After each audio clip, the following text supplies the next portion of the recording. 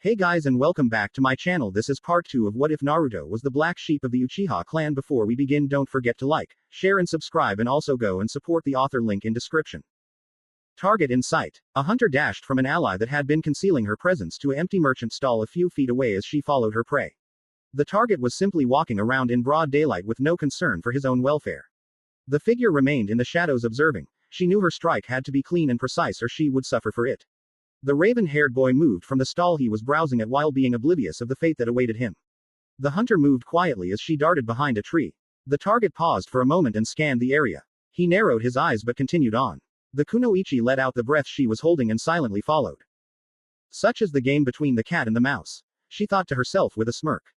Pushing all philosophical musing aside for the moment, she tensed her muscles for the awaited strike.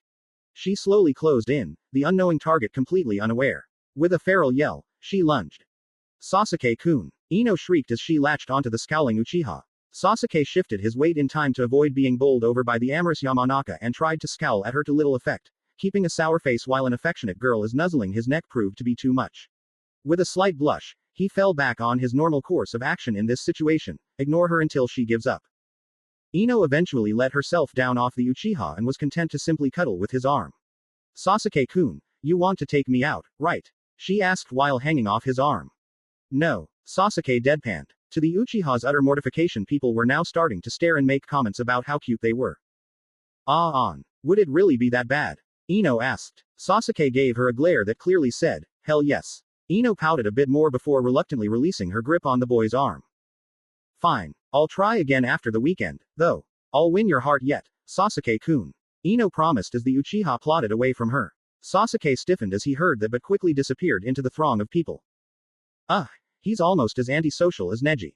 He's cute though, so I'll let him get away with it. Ino squealed to herself as she walked in the opposite direction. Looking back over her shoulder, she saw the boy duck into a restaurant. Why would Sasuke-kun go there? That's a nice place, Ino thought aloud. Her mind raced with possibilities, most of which being completely delusional, until one was seemingly randomly picked from her psyche. He's meeting another girl for a date. He brushed me off so he could just go out with someone else. No, Ino said, though gritted teeth as she snuck over to the restaurant to try and get a better look at who he was supposedly meeting. Why are they talking so low? I can't hear a word they're saying. Naruto growled in frustration. The boy had been tailing Anko and her friend for over 20 minutes and he was no closer to getting the information he wanted. Orochi chuckled inwardly. Life was good. From his place around the boy's neck, hidden by the Hittite, he could get a front row seat to the entire drama. Well, they are probably whispering sweet nothings into each other's ears or something like that, so of course you wouldn't hear them. That is what people do on a date, you know. The snake replied. Naruto's entire body tensed at the implication. Orochi wondered for a moment if the boy would run over to the pair and pick a fight. Naruto took a deep breath and tried to relax as he fought down certain homicidal urges. No way Anko would do anything like that in the middle of a busy street. There has to be an official reason or something, Naruto stated. Nonetheless, the blonde followed when the pair moved towards a storefront. There they go into that restaurant. It's a nice place, too. Must be very official business, Orochi stated as if Naruto couldn't see the pair going into the building. I'm going to have my fun, so stop being rational, the snake thought angrily. After getting kicked in the head by the green human during the fight, some entertainment was long overdue. Naruto stared at the restaurant for a bit. Damn, they took a seat by the door. Can't get in without Anko-chan seeing me. Orochi sighed. As much fun as it was seeing the boy fret over things was, it just wasn't satisfying. Why not try and get into a better position to watch them though the window? Heck, you could just sneak in, the snake suggested. If the boy got caught doing something stupid, it would just make his day all the more grand.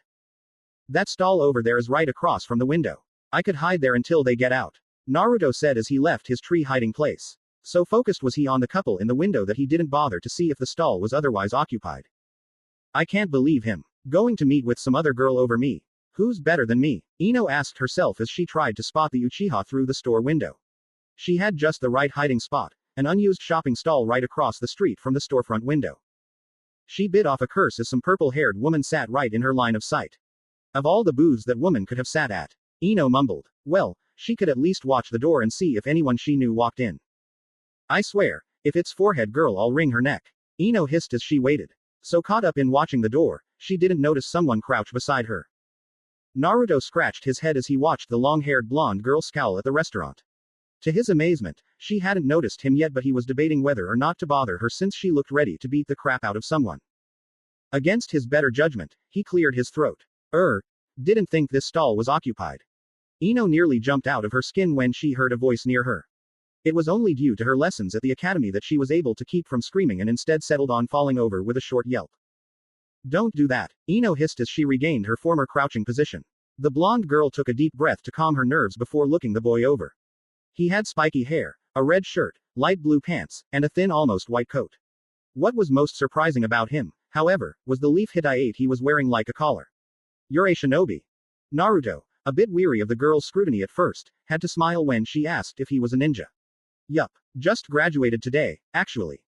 Ino tilted her head as she studied the boy a bit more closely. You don't look that old, she pointed out. The other blonde snorted in annoyance. I entered the academy a year early. I'm probably not older than you, actually. Naruto replied. The girl was obviously surprised by this, but instead of questioning him, she went back to staring at the restaurant across the street. Damn, I still can't see him, she huffed. Can't see who? Why are you even hiding back here, anyway? Naruto asked. Ino looked at the boy as if he was an idiot. Sasuke-kun, of course. She snapped. Naruto tilted his head in thought. Uchiha Sasuke. Why do you care about him?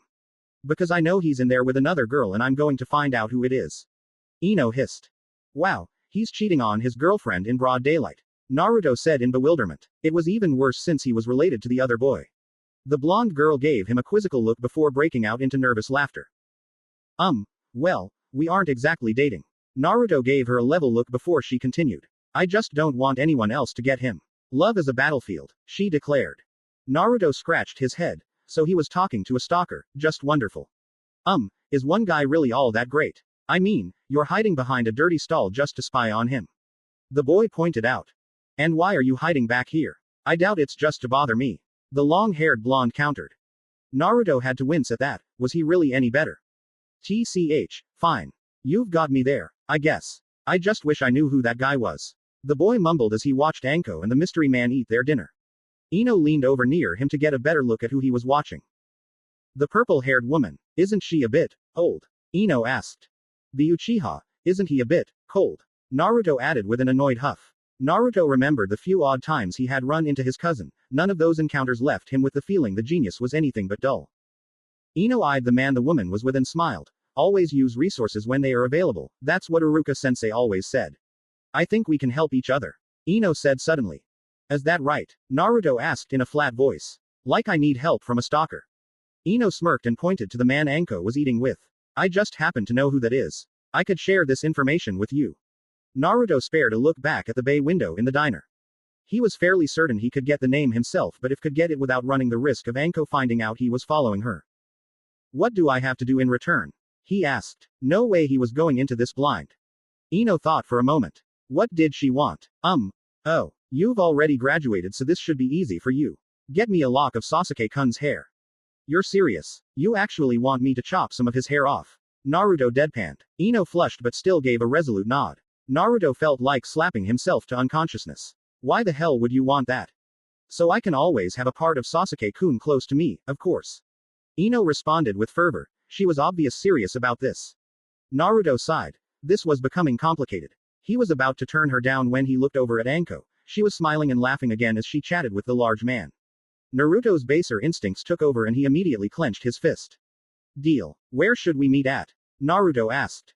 My family owns the Yamanaka flower shop a few streets over. I'll be in charge of the shop for a few days since my parents are out of town. Once you get some of Sasuke-kun's hair, come and see me at the shop. Ino responded. Yamanaka. That's the family that specializes in the Shintention no Jutsu, right? Naruto asked with a chuckle. Ino caught the amusement in his voice and glared. What about it? You want a demonstration? I'm sure the crowds would enjoy seeing you dance around like an idiot in the streets. Ino hissed. I didn't mean anything by it. Naruto defended. Seeing that the other blonde was still a bit steamed, he rose from his position. I'm going to follow the Uchiha so I can get your dumb hair. Huh, why go to his clan house? Ino asked. The boy sighed. You're really going to be a horrible kunoichi if you keep thinking like that. Where is the one place he'll feel comfortable about lowering his guard?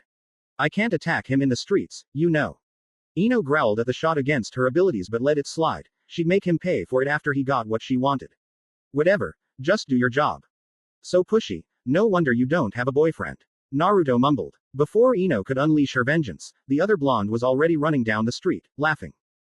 Slash dash slash dash slash dash slash dash slash dash slash dash slash dash slash dash slash dash slash dash slash dash slash. Are you sure you know where you're going? Orochi asked for the sixth time. Naruto looked around the section of the city they were in. Most of the buildings were deserted and in disrepair. I think so. This is the old Uchiha ward. The clan complex has got to be around here somewhere. The pair wandered around the abandoned section for half an hour more until they came upon the front gates of a large house.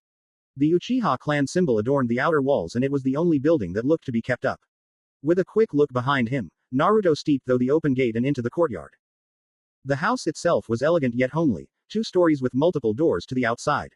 As Naruto walked up to the main screen, he took a moment to let his mind wander. His father could have walked the halls behind this screen. The blonde took a deep breath and slid the door open to walk in. His first sights upon entering was a small foyer-like room.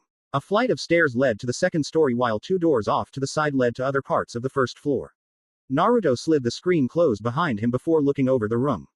Scratching his head, he looked down at his scaly companion for advice. How should we do this? Wait for him to go to sleep or ambush him? Naruto asked as he explored the house. While he was relatively certain that there were no traps, he was still careful not to leave any trace that he was there. Orochi lifted his head from behind his chauffeur's Hitai and flicked his tongue to taste the air. Most of the rooms here are stagnant and unused. You could hide in one of those rooms to ambush the boy when he comes in.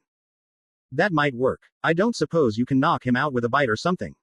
Naruto asked as he poked around the house's kitchen. To his disappointment, there was no ramen. Orochi snorted and slithered back behind Naruto's Hitai. I can't, but I'm sure some other snake summon can. Just think of a snake that will only knock someone out with a bite and try the Kuchio's no jutsu. Naruto almost slapped himself. Why didn't he think of that? The boy walked out to the middle of the kitchen where there was enough room and bit his thumb to draw blood. I hope it's one of the smaller ones. Don't worry about that. You can't summon the bigger snakes until you are recognized by Manda-sama himself and receive his mark on your arm. Just think of what kind of snake you want and use the jutsu. Orochi informed. The snake snorted at having to teach the kid. That Enko woman should have told him that much herself. Naruto filed this new bit of information in the back of his mind. He had always wondered why he couldn't summon anything bigger than 30 feet. He had always chalked it up to not having enough chakra. The boy tried to capture the image of what he wanted. A mildly poisonous snake that would only knock someone out or render them unable to move and that was small enough to go unnoticed. With that in mind, he started the seals for the jutsu. Kuchio's no jutsu. The small cloud of smoke that marked the appearance of a summon quickly dissipated. A small black snake was coiled on the floor and looked slightly bewildered. Naruto fell back on the floor in exhaustion, much to the discomfort of Orochi. Idiot, you used up all your chakra in that fight with the green human. Use a soldier pill next time. The snake scolded. Naruto wheezed a few times and managed to prop himself up. Does your scaly ass have any idea how much those things cost? I'll take a nap over paying the ridiculous prices those merchants charge any day. The blonde retorted. Orochi made a snorting sound but remained quiet. Satisfied that he won the argument, Naruto took a look at the small snake coiled in front of him. It was about 4 feet in length and black, perfect for an ambush. At the snake's lack of input, Naruto asked, "Can you talk?" The serpent made no reply other than flicking out its tongue. Idiot, of course it can't talk. Orochi piped up. The self-declared demon snake took a look at the summoned reptile and caught its eye for a few moments. With a slight nod, Orochi looked up at Naruto. This is a lower-level serpent that is outside any of the more powerful families in the snake court. You only got him because you wanted something that wouldn't kill the Uchiha. One bite from him can keep the human out for a few hours. Orochi stated. Naruto smiled. This was just what he needed. Feeling a bit better, the blonde managed to get up on 2 legs with a bit of effort. Well, if that's the case we should get ready for the esteemed guest, shouldn't we? The boy said with bravado. Orochi sighed. This was going to turn into another production, he just knew it would. Slash dash slash dash slash dash slash dash slash dash slash dash slash dash slash dash slash dash slash dash slash dash slash. As the sun started to set, a dark-haired figure walks through the deserted Uchiha district of Konoha. The boy checks over his shoulder every so often but doesn't stop until he reaches the gates of one of the larger buildings in the area. The 2-storied clan house stands as a monument to tragedy in his mind, an inanimate object left behind only to taunt him. Of course, he wasn't thinking about this today. I think I ran into every fangirl I've ever had today. Sasuke mumbled as he slid off his shoes. He neatly put them away and walked towards the kitchen. After a lengthy yawn, the Uchiha prodigy set a place for himself at the large table that was off to the side of the kitchen. Now, what should I have for dinner today? Sasuke asked himself as he opened his refrigerator. After he rummaged around a bit, he pulled out a bowl of batter, some cabbage, a pack of bacon, and a package of frozen shrimp. I think okonomiyaki sounds good for tonight. Sasuke answered to his own inquiry. As an afterthought, he reached into the nearby broom closet and pulled out a frilly apron that said, "World's Greatest Ninja Mom," and put it on before starting his dinner. All was not quiet in the rest of the Uchiha home, however, as up in the second story a figure was creeping about. The blonde boy moved with practiced precision as he carefully finished his trap. Hey, this can't fail, Naruto proudly stated as he flicked the near-invisible wire. In the low light of the hallway one would have to almost touch the trap to see it since the wire was painted black. Having gone to sleep several minutes into the planning, Naruto's declaration of assumed victory woke Orochi from his nap. Mildly annoyed, Orochi looked over what his living perch constructed. That was your grand idea. All you're going to do is trip him when he walks up the stairs. What the hell were you doing for 3 hours? The snake asked in disbelief. Naruto shot the serpent a glare as he stood from his crouch. I had to get precise measurements on the angle of the wire. It's delicate work, the boy defended. I bet you went to sleep a few minutes after me, panicked when you heard someone in the house, and slapped this half-assed trap together in desperation. Orochi deadpanned. Naruto's lack of rebuttal and subsequent yawn closed the argument. We should get ready to ambush him when he comes up the stairs. There is a spare room right off the hall we can hide in until he trips. That's when you. Naruto pointed at the small snake he had summoned. Bite him. Hopefully he'll be off balance enough that he won't be able to block your attack. Make sure you just give him enough venom to put him out, though. At the sounds of water running in the kitchen, Naruto pieced together that Sasuke was washing dishes and would be coming up the stairs soon. He gently picked the small snake up and placed him on one of the stairs banisters so he would go unnoticed until the intended strike. When Sasuke's foot hit the first step of the stairs, Naruto was already in the spare room. Naruto winced at every creak the wood of the stairs made. Finally, there was a loud tumbling sound followed by a yelp. After waiting a few moments, Naruto slowly opened the storage closet's door to check on his plan. On the floor at the top of the stairs was one Uchiha Sasuke, laid out, unconscious, and wearing a frilly apron. Okay, that's just not right, Naruto said in disbelief as he checked the 2 puncture marks on the raven-haired boy's ankle. The summoned snake was sitting off to the side, looked pleased with himself. Well, as pleased as a snake can look. The blonde checked for a pulse and made a face at the slow heartbeat. He won't be permanently affected by this, right? Naruto asked the small snake coiled beside him. Orochi sighed and slid his head over the side of his Hittite carriage, to translate. No, at the worst he'll only feel woozy for a few days, and that's only if he has a weak immune system. The amount he was injected with should keep him out for a few hours, though. That was enough to ease Naruto's mind, so with a quick word of appreciation, he dismissed his summoned accomplice. All right, now to give this kid a trim. Naruto pulled a kunai from his hip pouch and sliced one of his cousin's spikes off. He couldn't help but snicker at the single flat spike, it looked ridiculous. Between that and the apron I have enough blackmail material to last a lifetime. Orochi sighed. This was kiddie-grade entertainment. Something did occur to him, however, and he voiced an opinion. This has an added benefit for you if you think about it. Naruto hemmed at the snake as he tied the lock of hair with some wire. And what's that? I think I've done enough to my last remaining family member for one day, don't you think? Think, dolt. You're right, it's about your family. Orochi prodded. He hoped the blonde would get it on his own and he wouldn't have to lower himself to helping the mortal directly for a second time in a single day. My family. What about them? Naruto asked, proving he inherited his hair color's stigma. Orochi groaned. How could the boy be a tactical genius but be so scatterbrained in everything else? Think. Up until now, how have you been learning your family's techniques? Otoji has been teaching me, of course. Exactly. Even if he is the great Copy N and Kakashi, he still doesn't know everything. You humans like to keep a record of your knowledge in scrolls, correct? Don't you think there should be some in this house that you can use? Naruto's eyes lit up. The slithering pair of boots was right.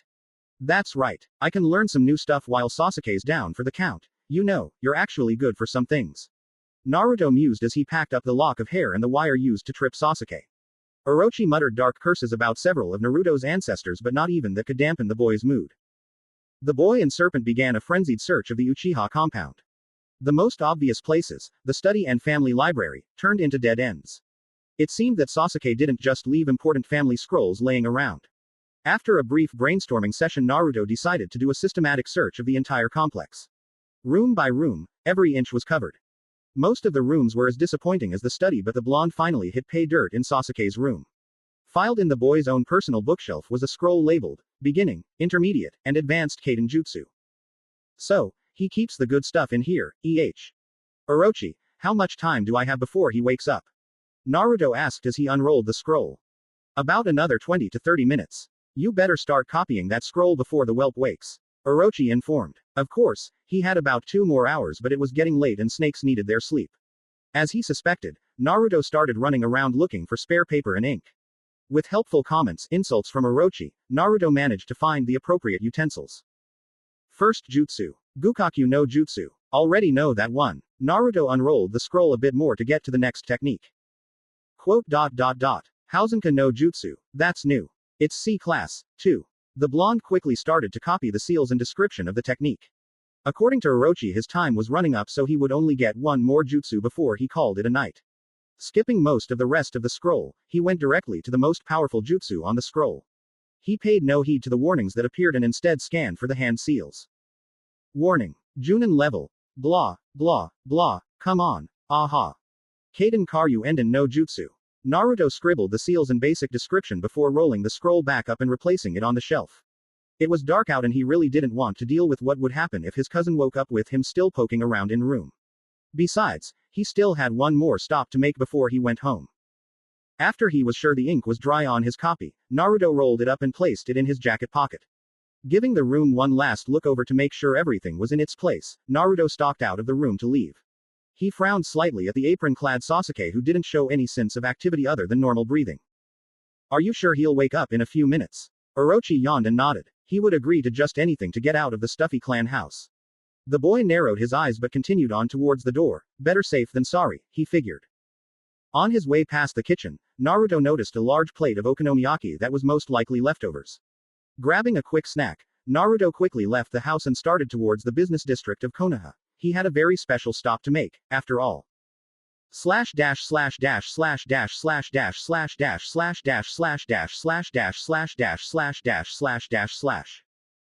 Alright. Doors locked, freezers are working, the displays are set for tomorrow, and the cash register is empty. Yamanaka Ino was going through the closing checklist her parents had given her before they had left for their second honeymoon. I know they wouldn't want to take me, but why did they have to make me keep the shop open? She was about to head up to take a bath and get ready for bed when someone started to knock on the glass door of the flower shop. Come back tomorrow. We're closed. Ino yelled in a very unladylike manner. There was a brief lull in the knocking, but it soon returned. Ino ignored it and started to walk to the back of the store when a voice caused her to stop. That's a shame, Yamanaka-san. I guess I can just use this lock of hair as a practice target for my Kaiden jutsus. Ino immediately spun around and bolted to the door and hastily opened it. On the other side was the blonde boy she had met earlier, holding a small bundle of hair wrapped up with a piece of wire. Her eyes lit up and she practically flung herself at the boy, who managed to stay balanced despite the force of the unexpected glomp. You really got it. Thank you, thank you, thank you. Ino beamed as she jumped up and down like a giddy schoolgirl, which she was. Naruto managed to gather his wits and pull away from the embrace long enough to catch his breath. And now wait just a second. You give me that name first. The boy managed to cough out once he would away from the glomp. Ino stopped bouncing around and looked at the boy with a confused expression. Name. Oh, right. That guy who you were spying on earlier. Naruto groaned. This girl was such a ditz. Yes, the guy the first was following earlier. What's his name? Morino Ibiki, I think. I saw my dad talking to him one time when I went along with dad to the Hokage Tower. Naruto scratched his head. Something about that name was familiar, but he was too tired to dwell on it. Now that he had a name, he could start planning revenge. Ibiki. Huh, alright then. Naruto tossed the lock of hair to the beaming blonde. She actually cuddled it against her cheek. Yes, now I can have a piece of Sasuke-kun close to me forever. Ino squealed as she resumed her bouncing around. Why are all you girls so hung up on that guy, anyway? From what I saw of him, he's not that great. Naruto asked. Ino's countenance immediately turned maniacal as she glared at the boy. He's the best ninja in the academy. He's strong, cute, cool, and he's an Uchiha. She stated. Oh, it's because he's an Uchiha, huh? If he wasn't the only one left, would you still feel the same way? I mean, he wouldn't be one of a kind then. What if he wasn't even an Uchiha? Would you still feel the same way? Naruto inquired. For some reason, arguing with this girl was almost more entertaining than tiring. The blonde thought about that for a few moments. I guess. I mean, he's a great ninja because he's an Uchiha. You can't really separate the two. I still think I would like him, though. His personality is what I like. She decided. Naruto nodded. He expected that. Something did occur to him, though. His personality. He's not really like that, you know. At Ino's questioning look, Naruto elaborated. You remember the Uchiha massacre and how he was the only person left after that. It changed him. I knew him before all that happened. He was a bit cocky but pretty normal. Nothing like he is now. Well, people change. Ino mumbled. That's true, but how much of you liking him is because you actually want him and how much is it just to get him before anyone else? If you really love someone for who they are, you have to try your best no matter what. Of course, sounds like a dumb little school girl crush to me. Naruto deadpanned. Ino's mood changed from introspective to deadly as soon as the last words were out of the boy's mouth. I'm getting love advice from someone who's after a woman at least 3 times his own age. I have a much better chance at getting Sasuke-kun than you will ever have with that woman. Ino shot back. She's only 24 and I have more of a chance with Anko-chan since she actually notices the opposite sex. Naruto shot back. She's also got something called a personality. Sasuke should look into getting one of those.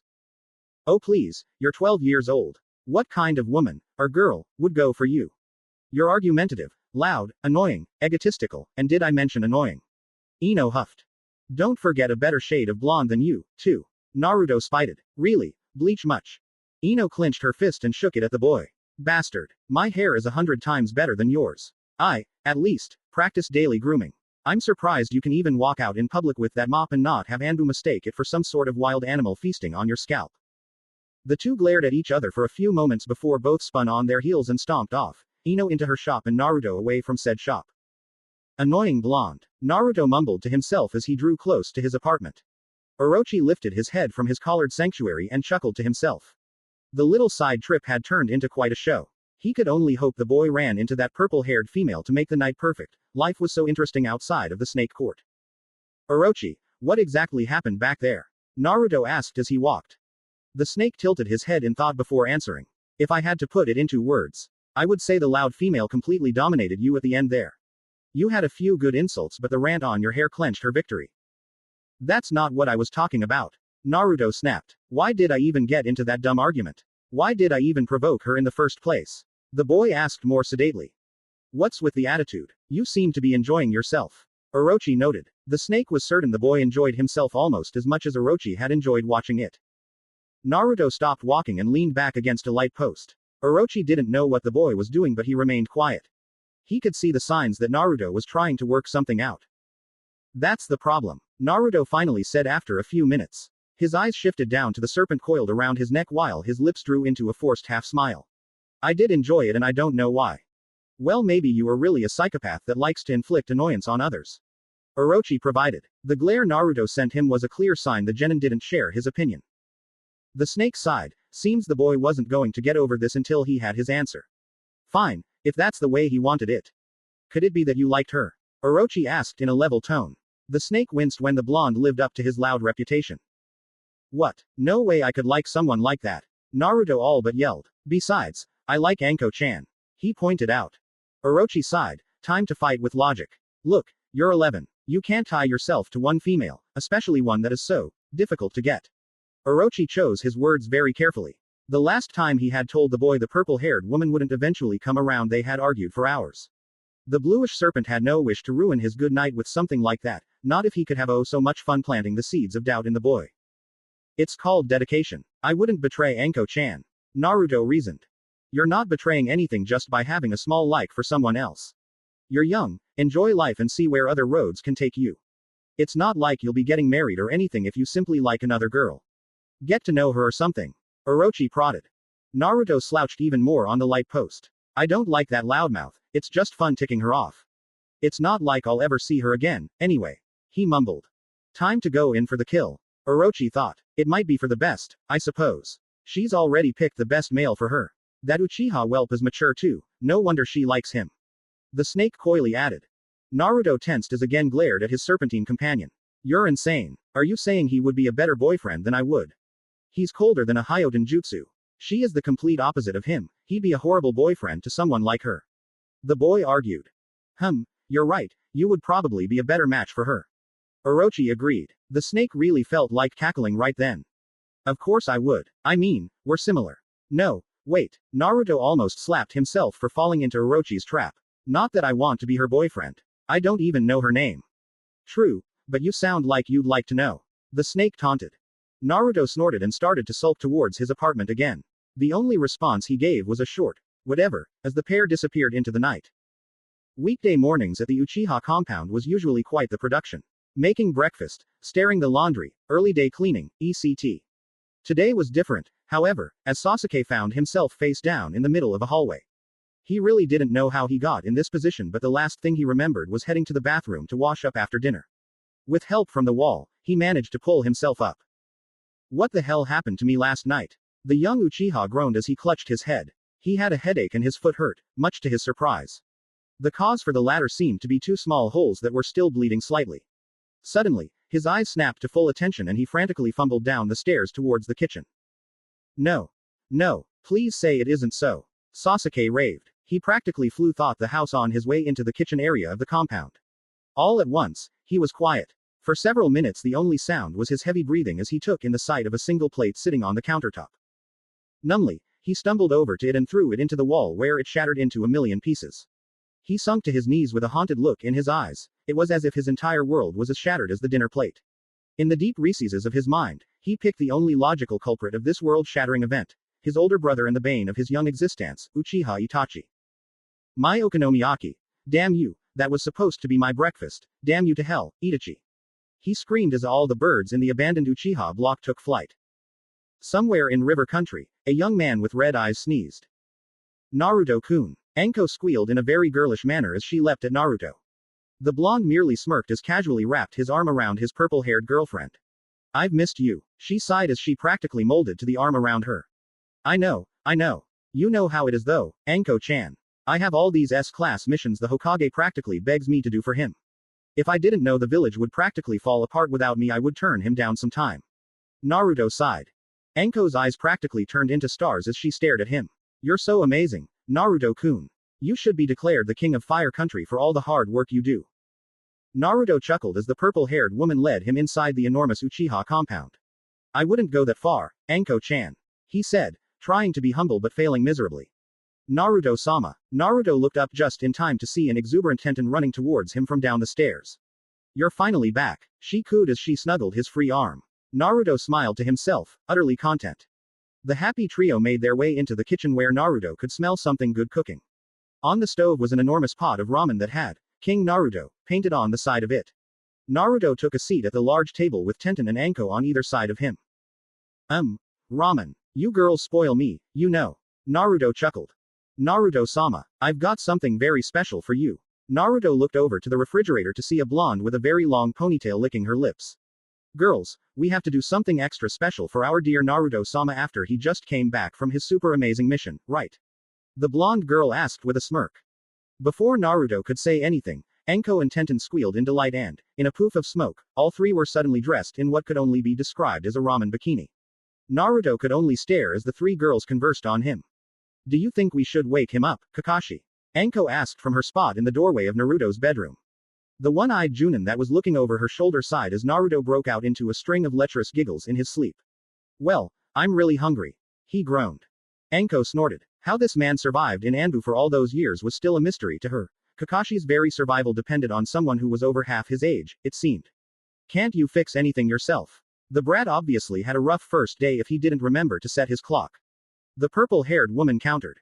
He, but if I eat that ramen you'll be naked, Anko-chan. Anko's head slowly swiveled back over to the sleeping genin like she was possessed. Kakashi, being the pervert that he is, leaned in closer to hear all of the juicy details. Oh, Tenten-chan, too. I don't think the four of us can fit into that giant ramen pot. Naruto blurted out. The poor boy was blissfully unaware of the murderous glint in Anko's eyes as the special Junin fought down the urge to see him bleed. Kakashi had to whistle at that. Wow, when the kid dreams he dreams big, huh? Not only you and his friend from the academy, but another girl too. Not even Jiraiya-sama could come up with something this good. Kakashi mused. He was quickly silenced as the killing intent in the room rose several degrees. Anko simply opted to fling the nearest object she could get her hands on at the happy blonde. Why should he get to have happy dreams this late in the day when she was very much awake? With a sickening thud, an alarm clock impacted with Naruto's head sending him sprawling off of his bed. What the hell was that? Naruto yelled as he scurried to his feet, expecting some sort of ninja attack. Of course, it didn't occur to him that he was a mere genin and wouldn't constitute a threat to anyone that would go to the trouble of attacking him with ninja. What greeted him was the very eerie smile of Mitarashi Anko, who standing in his bedroom doorway. The images of his dream flooded his head and he quickly averted his eyes from overtly staring at anything that would cut his career as a ninja short. Kakashi was trying his best to keep from laughing at his poor nephew, but he wasn't doing a very good job of it. He finally decided to leave the boy to Anko and quickly found himself sitting in the living room. Now, Naruto-kun, Anko said in a husky voice as she sauntered towards the wide-eyed boy. She leaned over slightly and put her cheek flush with his so that her lips were right by his ear. If you are going to dream about me, come up with some better playmates than those young girls you know at the academy. She whispered seductively. I like your ideas with the food, though. I love a guy with a palate for fine dining. She ended with a small lick to his earlobe. She made a show of swaying her hips as she walked out of the room, not even having to turn around to know that the poor boy fainted dead away once she was out of sight. You are the devil incarnate, you know that? Kakashi asked as he watched his nephew fall over with a slight nosebleed and a really stupid smile. Now he's never going to want to wake up. Anko shrugged. You're such a mother hen, Kakashi. I practically made the brat's day. Just look at how happy he was. She taunted, slightly proud that she could have that kind of effect on another human being. The special Junin smirked at the indignant snort that came from the famous copy ninja, such a killjoy. It was at this, she noticed the Konoha Hitai laying on the coffee table in Naruto's living room. Picking it up, she cracked a small smile. Looks like the brat passed. She murmured to herself as she ran her fingers over the cold steel. I'm not a mother hen. If I was, then I'd never let you anywhere near him. Kakashi pointed out in his usual lazy tone, not catching her latter comment. Anko laughed a bit. You think I'm a bad influence? Who was the one that got him hooked on Ika Ika Paradise? The woman countered as he put the metal plate back on the table. Kakashi was about to come up with a witty response but was interrupted by a loud banging on the door. Both adults blinked. Since when did Naruto ever have company other than the two of them? With a shrug from Kakashi, Anko made her way over to the door. When she opened it, she was met with one very annoyed-looking Kunoichi and a guy clone. Oh, Tenten and Lee, of course. Anko said mostly to herself. She noted the polished Hitai that they were wearing. You guys passed too? She asked, mostly directing that at Lee. How the boy managed to pass the final exam not being able to mold chakra was beyond her understanding. Tenten blushed under the attention. Yeah, it was no big deal, you know. She laughed, not used to praise from adults. Lee, on the other hand, soaked up attention like a sponge. Yosh, we passed with the flaming passion of youth. He exclaimed. Right. Anko agreed. She really didn't know how to deal with guys, so a clone of his wasn't any easier to deal with in her opinion. Anyway, are you guys looking for Naruto? He's here, but he might have a team meeting or something later, so I don't know how long he can talk. Anko added. That's fine, Tenten said. We're his team. He's late for our mission, so Guy-sensei told us to come and wake him up. She said, reverting back to her annoyed look. Off in the living room, Kakashi almost fell out of his chair. Guy is your Junin instructor?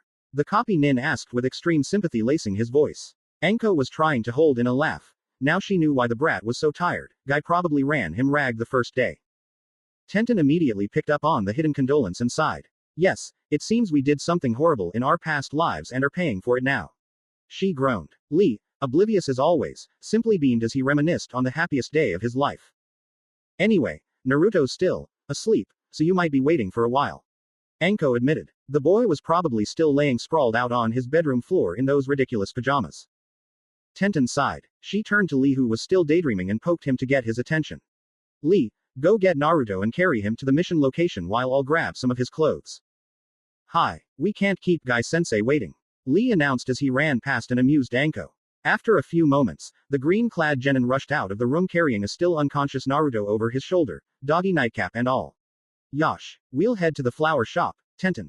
Lee said as he sprinted down the apartment building's hallway with his blonde cargo. Flower shop? Kakashi asked. Tenten nodded as she grabbed a few things from Naruto's room, his favorite red shirt, black pants, and Anko-ish overcoat. She noticed a sleeping Orochi sprawled out on Naruto's dresser and made a mental note of how alike pet and pet owner were before leaving the reptile to its sleep. Yeah, it's our first mission as Team 2. Tenten answered happily. It's a D-class mission to help run a business while the owners are out of town. They left their daughter in charge, but they left the request with the Hokage office for some spare help over the week. She informed. Kakashi nodded. He remembered what it was like to do D-class missions. Well, he remembered doing all that many since he made Chunin after only a few months as a genin, but still. Doesn't sound too hard. You guys have fun, he added. Tenten smiled at that and started to leave before Anko caught her arm. Hey, when Naruto wakes up, ask him if likes to mix food with fun. Anko chirped in a giddy voice while holding out Naruto's Hitai 8. Tenten could hear Kakashi sigh from across the room but nodded anyway while she took the offered item. She wasn't about to question a crazy special Junin like Anko. You are pure evil, Kakashi noted once Tenten was gone. Anko's only response was a very creepy laugh as she walked into Naruto's kitchen to raid his refrigerator. For the second time today, Naruto opened his eyes and took in the morning. This time, he noted, there were no crazy kunoichi looming over him. The mere thought of his morning meeting with Anko threatened to give him a nosebleed. Of course, by this time the blonde noted a few things. First, he was in his pajamas. Normally this would be the norm for someone who had just woke up, but this was not a good thing when the second thing he noticed became evident. I'm in the village. He asked himself, not really believing it. The world was shaking and his back felt like it was about to crack in half. He looked down and saw a distinctive pair of leg warmers along with bright green spandex and instantly drew a conclusion. Lee, what the hell are you doing? Naruto shouted. The spandex-clad Lee looked over his shoulder mid-run and saluted in his usual style. Yash, you were late to the meeting, Naruto-kun. Tenten and I had to come and get you. Lee said as if that explained everything. Naruto took a calming breath and quickly dislodged himself from Lee's shoulder. This turned out to be a bad idea as the blonde's footy pajamas were ruined from skidding on the ground as Naruto fought to stay upright. Lee was really moving so he must have been really late, not that it justified being abducted from his own home. Now, tell me again why the hell I'm in the middle of the village. Naruto demanded. As several people started to laugh, he quickly snatched his doggy nightcap off his head. He swore to himself he would burn the thing when he returned home. To Naruto's relief, Tenten soon caught up to the pair with a full change of clothes for the boy and an intelligent explanation as to why he was abducted.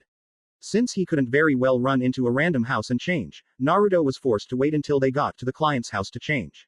He did, however, put his trench coat on to lessen his shame. So, what's the mission? Did Ojiazan give us something interesting to do? Naruto asked Tenten as they followed Lee. Not really, we have to help some girl run a shop while her parents are out of town. Tenten responded. Naruto's warning sense started to go off in the back of his head, but before he could delve into what was causing it, Lee drew all attention to him as he announced that they were at their destination.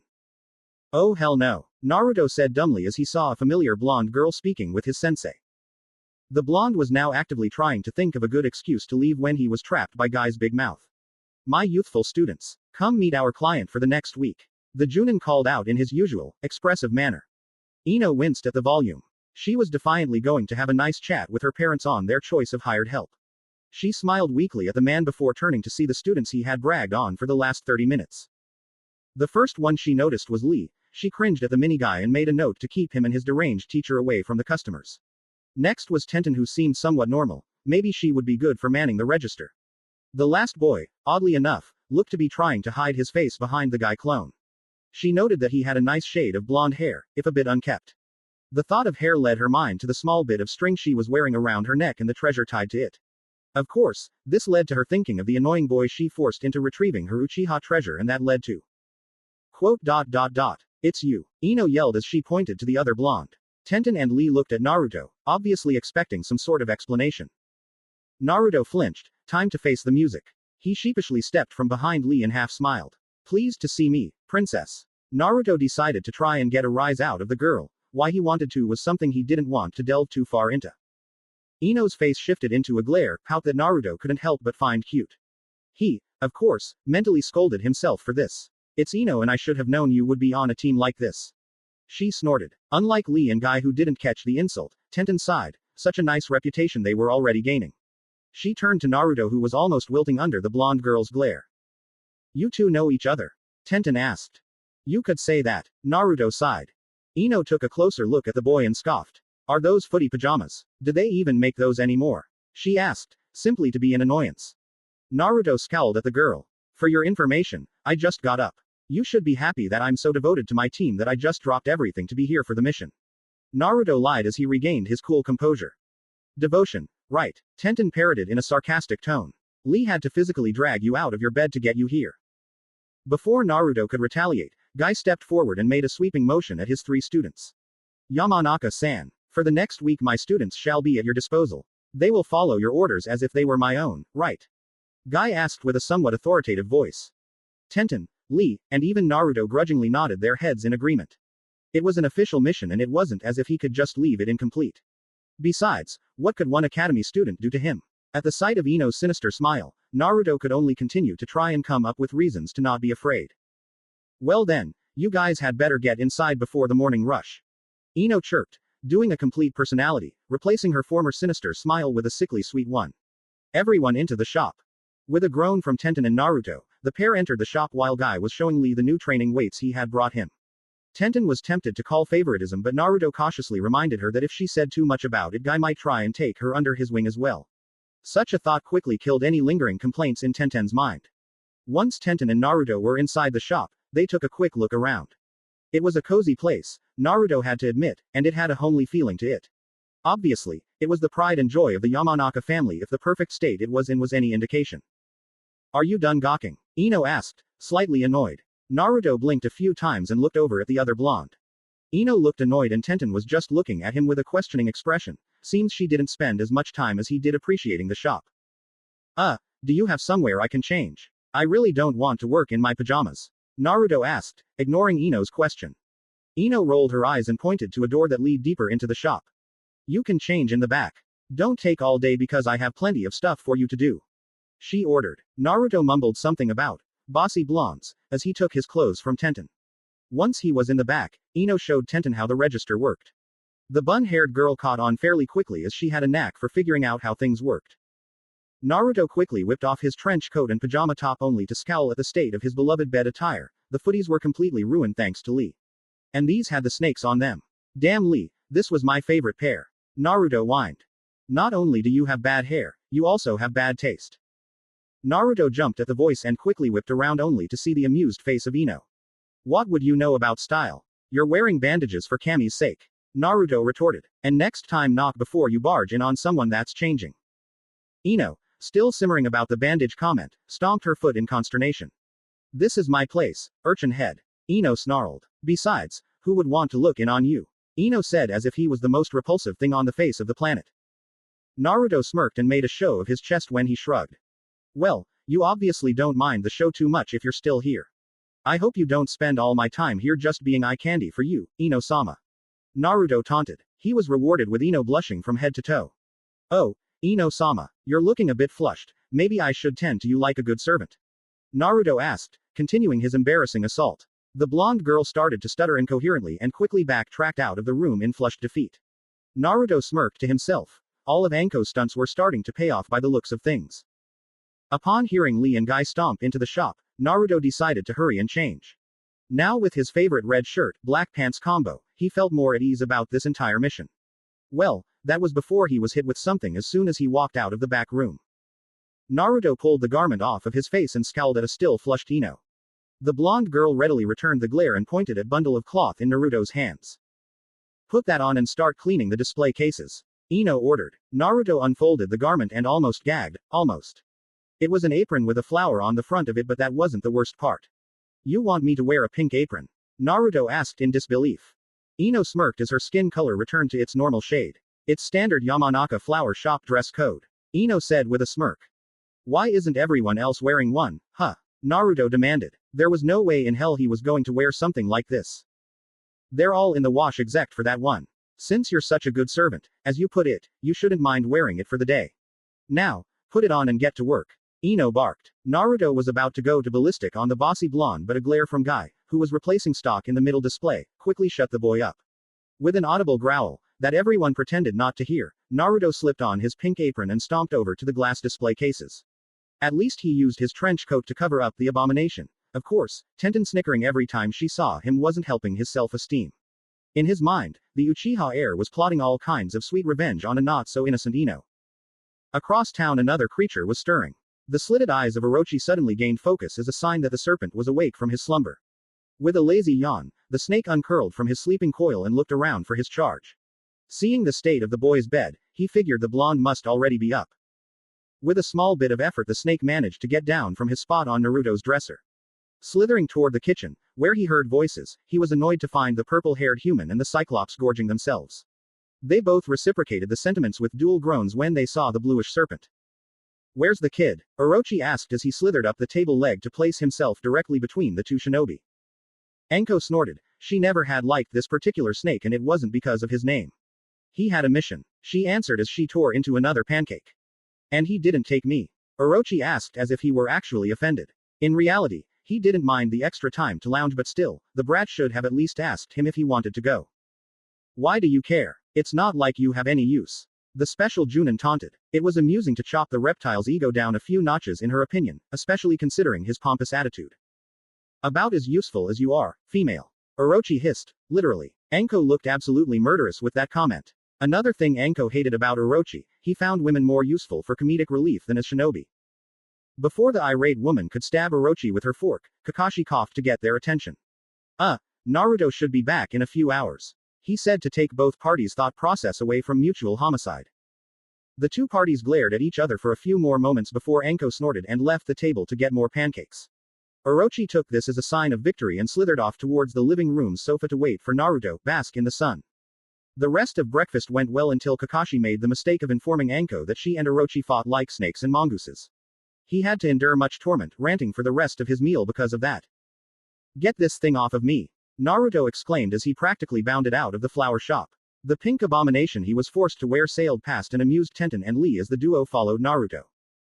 Don't get it dirty. Ino scolded as she too followed the trio outside. You have to put it right back on again after lunch. Naruto gave the object in the girl's hands a glare that he was sure could make it catch on fire. Sadly, the flowery apron remained in one piece. I still think you're bitchy because I wouldn't prance around without a shirt for you. Naruto retorted with a smug smirk. Ino, now mostly immune to Naruto's crude taunts, snorted and neatly folded the apron. Like anyone would want to see your scrawny chest. Ino returned. Naruto was taken back at her jab and Tenten started to giggle at the two. Seeing that Naruto was about to start a war when Lee interrupted him. True be told, he was a bit tired of the back and forth between Naruto and Ino and he wanted some peace. Naruto, how about we have a spar before lunch? Lee suggested. Naruto, still glaring at a smiling Ino and giggling Tenten, nodded and followed Lee out to the backyard to get some room. Naruto felt a bit sorry for Lee, he was going to work off his agitation at Ino on him during the match. Of course, he still had to pay the green-clad boy back for ruining his pajamas so he didn't feel too bad for him. Guy stood off to the side snacking on a box of crackers, content to simply watch the match. With a bit of flourish, Naruto whipped his Kusari Fundo from his trench coat. He was lucky Tenten had grabbed the coat that she did since it was the one that held his weapon of choice. Seeing Ino watching him with a bored expression made him want to impress her, just to show her how great he was, he told himself, so he twirled the chain around. Mind if I use some ninjutsu, Lee? I have a new one I want to try out. Naruto asked. Lee smiled and pulled out his brass knuckles. Yosh, we should always do our best. The boy exclaimed in his usual guy-like fashion. He gave a thumbs up at his sensei, which was returned readily, before starting to do simple stretches. The taijutsu enthusiast was finding it difficult to adjust to the leg weights, but he didn't think they would hinder him too much in the opening moves of the fight. Naruto cracked his joints to make sure he was limber. It wouldn't do to get hit by Lee with his knuckles, those things would leave a welt.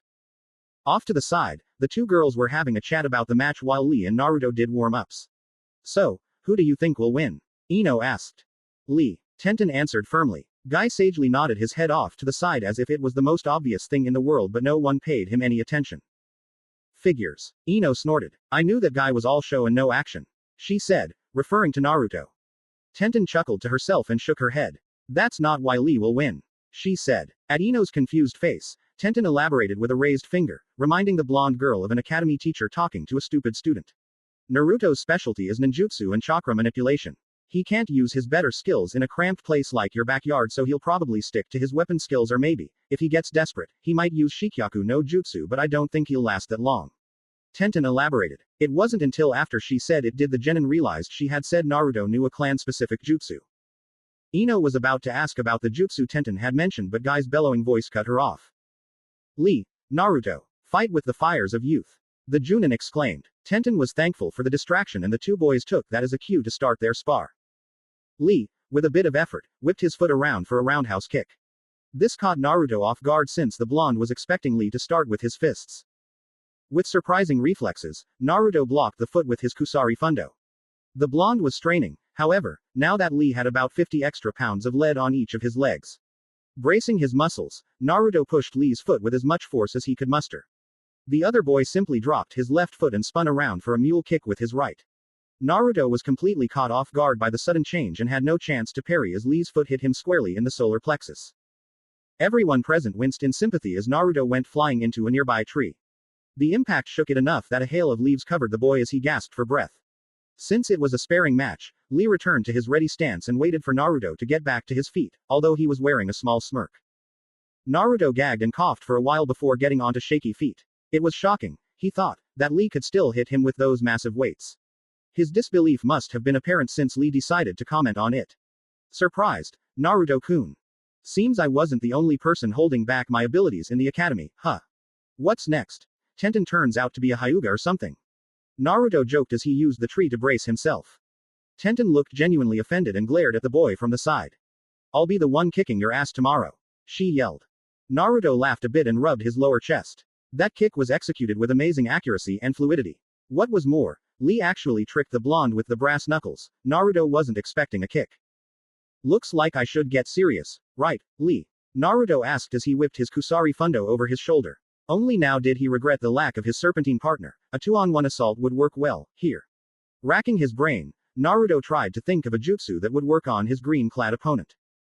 Deciding to take a risk, he started to go through a set of hand seals. When Naruto ended the sequence on Tiger, Tenten and Guy tensed, ready to step in if Naruto looked to destroy anything major with whatever fire jutsu he was using. Kaden. Hausenka no Jutsu. The individual fireballs Naruto spit at Lee made the other genin stay on guard.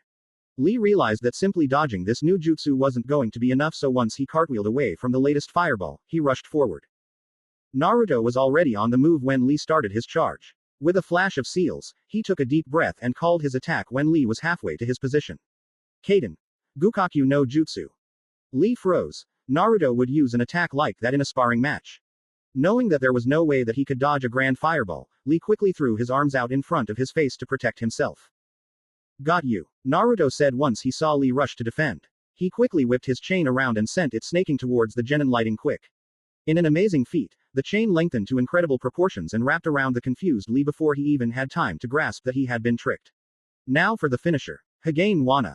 The chains painfully constricted around the stultified genin, glowing a faint blue color.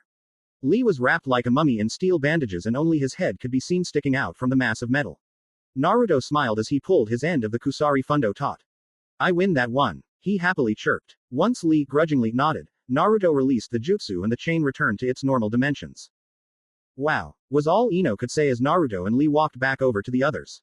Her backyard looked like a battle zone, what with all the potholes caused by the Hausenka no Jutsu, but she didn't care. That was way better than the demonstrations put on by the academy teachers. Lee got starry-eyed from the praise while Naruto flushed. At least he got Ino to appreciate his skills, Naruto thought. Tenten smiled and playfully hit Lee's shoulder. Baka, you should have known Naruto would pull something like that. You should have watched his seals and see if he used a tiger sign in there before defending. You know he couldn't do a fire jutsu without that one. And here I thought you would win. She scolded. Lee's posture sagged under Tenten's lighthearted scolding and Naruto fought the urge to laugh. Tenten was a natural buzzkill. But, Tenten, I beat him in the first round. Lee defended. It was really a whine, but no one could blame the boy. Tenten was a harsh mistress. Our score is tied 1-1 and it's not like I actually got hurt. Naruto blinked. They were keeping score now. Despite his misgivings, he was going to defend Lee, but Ino cut him off before he could get any words out of his mouth. What was that chain thing you did? Ino asked. Naruto blinked. Just what were they teaching the younger students in the academy? It was just chakra manipulation, nothing special. Naruto answered. If you're good enough, you can channel your chakra through anything and turn it into a weapon. For example, Naruto walked over to the Yamanaka's personal garden and picked one of the longer flowers. Ino was watching him intently and Tenten and Lee were paying attention as well. Naruto closed his eyes in concentration. A blue glow enveloped the flower and Naruto tossed its stem first at the same tree he had crashed into. The flower deftly sank into the bark like a shuriken would. See? Naruto asked. With a bit of chakra, you can reinforce things as well as manipulate them like I did to my Kusari Fundo. It's really not practical to do that since it takes a lot of concentration, though. If you can mold it into a jutsu, like my Mugen Kusari no Jutsu, then you can do it on the fly since the hand seals will do all the initial molding for you. Tenten nodded her approval of the explanation and Lee just looked confused. Well, he really didn't understand the basics of chakra control, so he figured that was the reason he didn't get it. Ino looked thoughtful for a moment before pinning Naruto under a stare, not her usual glare. Teach me, she ordered. Naruto took a step back from the blonde. She looked so serious. What? Why should I do that? Because I'm your boss, Ino replied. Naruto scoffed. You wouldn't even be able to understand it since you're a year behind me in terms of education.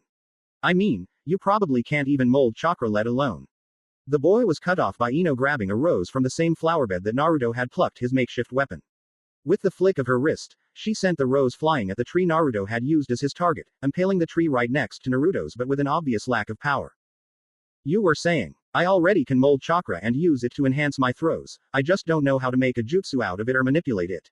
Now, teach me, Ino ordered yet again. Naruto, still shocked that Ino had proved his initial assessment wrong, stumbled to find the right words for a counter-argument. He was about to say something else about not being able to teach her when Guy finally made his presence known. Well, it seems our youthful employer wants to reach the pinnacle of youthfulness. He exclaimed. Naruto just groaned. If someone wanted training, Guy was behind it 100%. Ino's glare and Guy's teeth sparkle eventually won Naruto over.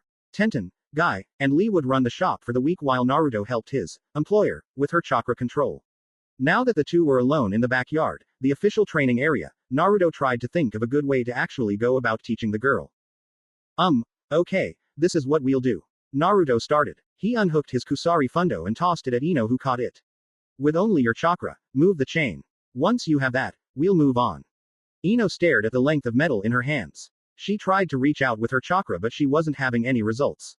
She could only transfer a bit at a time, but nowhere near enough to envelop the entire chain.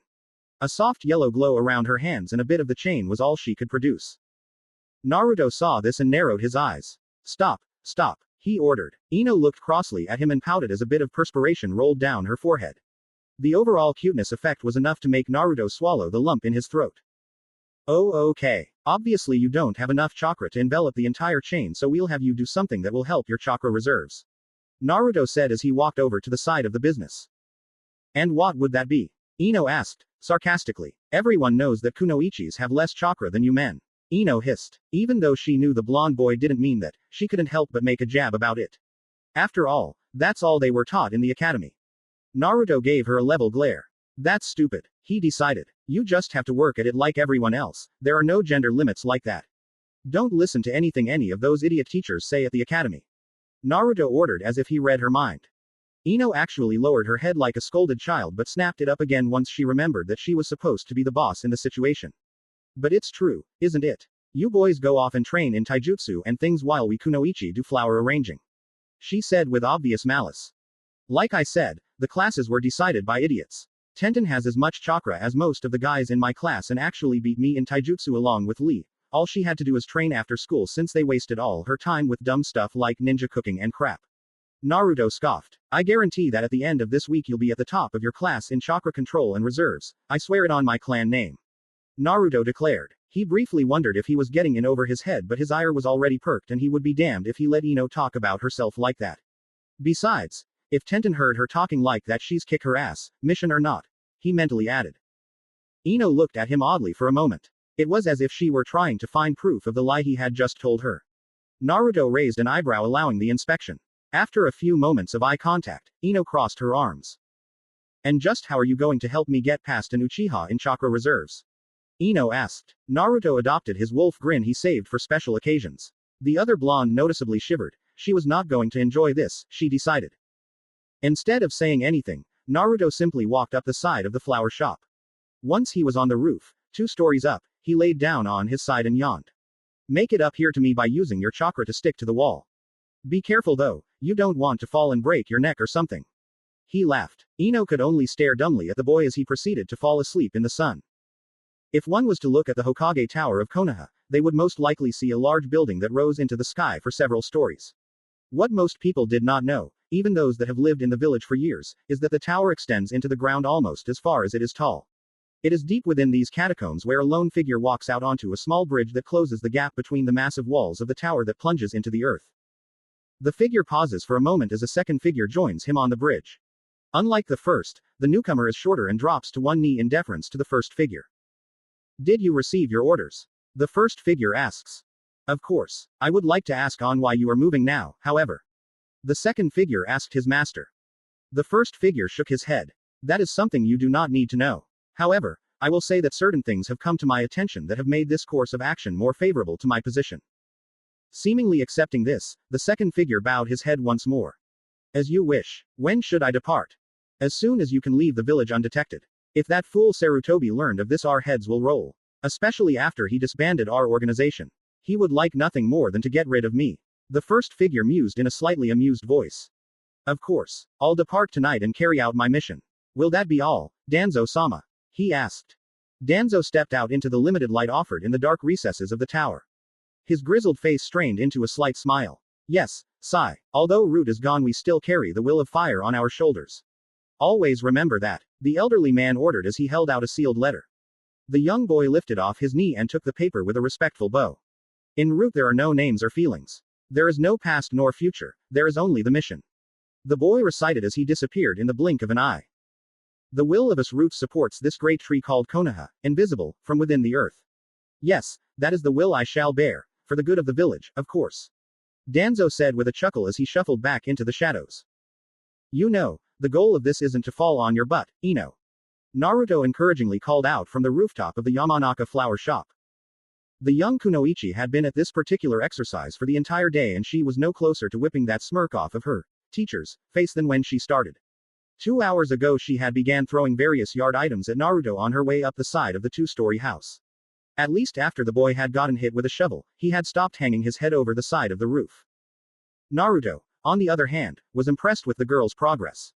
In just 7 short hours the loudmouthed girl had made it halfway to him. Even if she couldn't get a good grip with her chakra, she was still doing very well.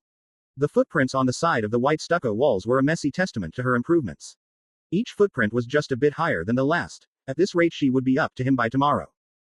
Naruto. Tenten's yelling caused Ino to slip mid-step and the academy student fell back to the earth with a thud. Naruto, pausing to snicker at Ino's whining, leapt down from his rooftop perch to meet his teammate. It's 6 p.m., time to close the shop. Ino dusted herself off and looked up at the sun. Wow, that late already. Did you guys remember to turn on the air-conditioned flower cases and empty the register? Tenten nodded just as Lee and Guy hustled out to the backyard. The green beast took a look at the various footprints on the wall and almost burst into tears. Yosh, the springtime of youth that burns within your student is most impressive, Naruto. Ha, that's right, soon the student shall surpass the teacher. Ino insisted as she chuckled to herself. Yeah, sure, maybe if you somehow manage to even reach me tomorrow. You're still a long way off from mastering this. Naruto taunted. Seeing the righteous indignation on Ino's face was more than enough reason to continue. I mean, the only thing you're using your chakra for is clinging to stuff. Come up with something original and then I might consider you a rival. Naruto said as he dismissed the simmering girl with a wave. Something snapped in Ino as she listened to the boy's arrogant speech and she almost completely ignored Team 2's goodbyes, hardly noticing their departure. Ino stood outside for a few minutes in a stupor, trying to rein in her rage. She actually felt her competitive spirit raise its head and demand to put the annoying blonde in his place. Her rivalry with Sakura didn't inspire her nearly as much as this did, as she found it to mostly be an annoyance. Physically, she was the best kunoichi in her class. No one could touch her. However, this boy had done just that. It wasn't an actual fight, no, but his words impacted her like fists. Unlike the teachers at the academy, he told her that a female shinobi could match any male with enough practice. He didn't coddle her. He didn't make her do mundane tasks like flower arranging or cooking. No. He treated her like an equal, something that the blonde kunoichi never had experienced before. Even if she were to become an exemplary shinobi, she would be steered towards things like teaching, genjutsu, or medical duties. No matter how much she accomplished by herself, she would always be treated like something that needed to be protected, treated like support. Her fists clenched as she remembered Naruto's taunting. Even though she knew it wasn't gender-based, it still irked the kunoichi that the haughty prick thought he was so much better. She wanted to shove every taunt he'd given her during their first lesson down his throat tomorrow. She wanted domination over him. Oh yes, he'll be licking the bottom of my boot tomorrow. A cold smirk graced her face as she turned to the wall yet again. After all, there were still many hours left until she opened shop tomorrow. I'll show him I'm not the #1 kunoichi in my class for nothing. With that declaration, the blonde ran at the wall yet again, and no matter how many times she fell, that cold smirk would still be in place as she pushed herself even farther. You're such an ass, Naruto. Tenten scolded as Team 2 walked through downtown Konoha. The blonde genin merely smirked at his teammate. Ah, but she's so much fun to tease. He laughed. Lee, Tenten, and Guy all shot him looks that clearly said that it shouldn't be. Bah, what do you guys know? The boy huffed. Feeling that her teammate was significantly reprimanded, Tenten brightened up a bit. Hey, let's all go out to eat to celebrate our first mission together. She suggested. Yosh, we must always remember this day, for you will never have another like it, my youthful students. Guy said, completely on board with the idea. Of course, whatever Guy liked, so the miniature green beast nodded his head enthusiastically. Eventually, the group decided on a cozy little cafe, tucked away in the back alleys of Konoha. Naruto belatedly remembered the place as the restaurant that he had seen Anko and Ibiki eating at several days ago. Lee ordered a large glass of water, same as Guy. Tenten went with some green tea, and Naruto asked for a glass of orange juice. Once the waitress was gone, the conversation started back up again. So, how is your student, Naruto-kun? Lee asked as he fidgeted in his seat. It seemed sitting still was the bane of the miniature guy. Naruto tilted his head in thought. How to describe the annoying blonde girl? Well, B began, she has talent, I know that much. There were a few times I thought she was going to make it all the way up to me. Tenten raised an eyebrow. Really? I wouldn't get that idea from the way you talked to her. Naruto almost cringed, but managed to keep a straight face. Ah, I was just messing with her. He whined. His eyes dulled a bit and he lost his smile as he continued. She had some really messed up conceptions about girls and ninja. He admitted. Hearing how this sounds, he quickly explained. Don't think she's some helpless damsel, though. Ino's got an ego the size of the Hokage monument and she's really independent. I just get the feeling she thinks being more interested in all-out fighting, a male-dominated field, rather than subtly, the role the academy molds kunoichi into, is, against the rules, or rebellious. She let it become a large part of her persona because it makes her feel different. Really, she just needs some competitive fire to bring out her potential since she has such a dominative personality. Guy, Lee, and Tenten were silent as Naruto finished up his triad. Surprisingly, Guy was the first to recover. That was a surprising assessment, Naruto-kun. The blonde, mildly offended at the incredulous looks he was getting, crossed his arms and glared. You'd be surprised what kinds of psychobabble I pick up from spending time with Anko-chan. Naruto. Tenten drawled, a small smile appearing on her face. You were awfully observant of Ino today, huh? Tenten's teammate narrowed his eyes. He didn't like where this was going. She's our boss, why shouldn't I be observant about her progress and attitude? He asked. Lee and Guy just looked confused even as Tenten winked at them. Frustrated that the green beasts were too thick-headed to help with the jibes, the bund girl shot Naruto a knowing look. Oh please, you could have just showed her a few extra chakra exercises and went to sleep on that roof. Instead, you constantly picked on her the entire day. In fact, she then leaned in close to point an accusing finger at the stoic boy. I think you were flirting with her. Who? Guy said, finally catching on to what was being implied. The springtime of youth even captures one as hip as Kakashi's nephew. He exclaimed, an unholy, at least to Naruto and Tenten, fire igniting in his eyes. No, my rival has beaten me to getting a girlfriend. Lee lamented. Now I must find one of my own to catch up. Such a formidable rival. Naruto's mouth was gaping very much like a fish at this point. The two taijutsu specialists were now too busy going over a list of potential girls for Lee to give him any more notice. Tenten was making up for them with her continued snickering, however. He, so she's your girlfriend now. Wow, you move quick, Naruto. The young girl managed to get out between chuckles. Naruto's face was flushed at this point, but he still had enough thought to remember one thing in this situation: revenge. Turning to the two green beasts, he smirked. Lee, Guy-sensei, I know the perfect girl for Lee. The boy declared, trying his best to look guy-ish. Tenten, a bit quicker on the uptake than her sensei and other teammate, immediately dove to slap a hand over Naruto's mouth. The boy eeped at the assault and started to squirm in the small booth to get away from the irked girl. Ack. He dodged another attempt by Tenten to slap a hand over his mouth. Lee, you should date MPH. Naruto's muffled speech tried to come out from behind Tenten's hand but to no avail. The kunoichi smiled sheepishly at Lee and Guy, the latter raising an inquisitive eyebrow, as she captured Naruto in a headlock. What Naruto meant to say is that there are some pretty girls in Ino-san's class at the academy. He was going to mention that you should try to get to know one of them. Tenten hastily explained while using her other hand to punch Naruto in the ribs whenever he tried to break her hold. Lee immediately brightened at that, but Guy raised his other eyebrow and cleared his throat. The effect of the twin uber brows alone made Tenten and Naruto give him their utmost attention. Naruto. He began in a slightly reproachful voice. You should not be pursuing Yamanaka-san if you're already dating the darling Tenten. He practically declared to the entire restaurant. You're insane. The couple yelled in unison as Tenten released Naruto in shocked disbelief. Guy held up his finger to silence them as he wagged it back and forth in a disapproving manner. Don't deny it, my youthful students. It's obvious from the loving way Tenten was holding her beloved. Immediately, Tenten was off of Naruto and at the far side of the booth with such a blush it seemed as if someone had painted her red. Naruto, on the other hand, immediately started sputtering denials. Loving. She was choking me, you idiot. Naruto yelled. Besides, I'm not dating Ino or Tenten because I only want Anko-chan. He stated with more conviction in his voice than he actually felt. Both Naruto and Tenten sighed when they noticed that Guy was already ignoring them again, opting instead to give Lee some of his youthful dating advice. The two eyed each other waringly as if at any moment the other was going to start spouting love-filled confessions. Tenten was the first to brave the awkward silence. So, do you really think Ino will improve as much as you say she will? Getting up to respectable standards, sure, but top in her class in chakra reserves. She asked with obvious reserves about that particular boast. It's no big deal, Naruto answered, thankful for the change of topic. Increasing your reserves as a genin isn't very difficult since your chakra pathways are still maturing. Otoji taught me some exercises for it. Tenten shook her head in amusement before taking another sip of tea.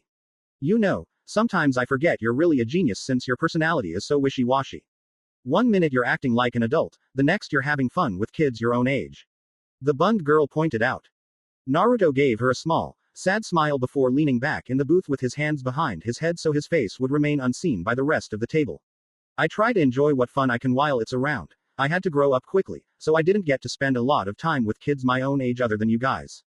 When I was 5 I moved out of Ojiazan's house and had to take care of myself, not much time for friends, you know. That's. Tenten started to express her condolences but she was interrupted by Naruto waving his hand. Don't get me wrong, I wanted to move out. He added. Imagining her confused face, Naruto continued. If I didn't the old man would have smothered me. He's a great leader and father, grandfather, but he's definitely overprotective. I think it's a quirk you get from being Hokage. You get the whole, protect your charges from the world mentality. Make sure you watch out for that when you get his job, Tenten-chan. He smirked. The young girl colored at the veiled encouragement. Ah, I'll be sure to. She managed to get out. A new, more comfortable, silence then settled over the pair while Guy and Lee continued to discuss their plans on the other side of the booth. Suddenly, Tenten remembered something from that morning that she had been thinking about for a few hours. Naruto, she began, Anko-san told me to ask you something when I had the chance. At the mention of Anko, Naruto tilted his head down to glance at his teammate. Really? What was it? She told me to ask if you like to mix food and fun. What did she mean by that? The slightly older girl inquired. At first, Naruto drew a blank, then he remembered the very vivid dream Anko had interrupted. Soon, the blonde was coughing uncontrollably while blushing a bright crimson. Shish, she said that, huh. It's just an inside joke between the two of us, you wouldn't get it unless you knew the story behind it. He waved the question off. Tenten raised a delicate eyebrow. No way she was going to leave it at that after seeing the blonde get so flustered. Really? Are you sure that's all it is? She asked. Naruto, acutely aware of the beating he would receive if his wonderful, yet eki, dream ever came to light, quickly looked for an escape route. Oh. He pointed to a random direction outside of the cafe. It's Otoji and he's waving me over. Sorry guys, but I've got to go. See you tomorrow at 8 tomorrow to open the flower shop. While Tenten was looking out the window trying to see a non-existent Kakashi, Naruto flipped over the back of the booth with a handstand. Guy's resounding vow to beat his eternal rival was the last thing he heard before he dashed out into the street. One quick springboard off of a light pole and the young Uchiha was running along the rooftops of Konoha. Not really in a rush to get home, the boy wandered around trying to get his thoughts in order. He found that most of them revolved around his dream the previous night. It hadn't crossed his mind for most of the day until Tenten relayed Anko's teasing. Of course, now that he was thinking about it he started to mull it over, the meaning the dream in particular. Okay, I'm not stupid, I know what the dream was about. He thought aloud as his feet continued to lead him. What I want to know is why it had those particular girls in it. Anko-chan I understand, but I've seen plenty of women prettier than Ino or Tenten. But you weren't seriously interested in any of those girls, his treacherous mind told him. The boy groaned, this was getting way too complicated and spending a week with Ino was only making it worse. You know, talking to oneself could be counted as unhealthy, Naruto-kun. The boy in question wheeled around to see who spoke to him. To his surprise, the visage of the third Hokage was smiling back at him from a nearby window. Naruto then realized where he was, the clan district of Konoha and, more directly, the house next to the mansion that was in possession of the Sarutobi family. Naruto smiled back at the man, apparently his feet remembered how to get back to his old home. Oji-san, I didn't wake you up did I? He asked, not realizing until then that he had been speaking aloud. The old man chuckled softly before shaking his head. No, I was reading in the study. He answered. Seeing the introspective look on his adopted grandson's face, the elderly man decided to offer his assistance. Why don't you come inside and tell me about your first mission? I hope it wasn't too much for you. Ah, it was nothing difficult. Naruto assured his grandfather as he leapt through the open window. Inside the spacious lounge, study were, along with the several bookshelves, a few couches that the pair used to relax. The third offered Naruto some tea which the boy accepted since he didn't get to drink much at the cafe. Once they were settled, Naruto started to recount his first mission, making sure to gloss over a few occurrences, while the old man listened.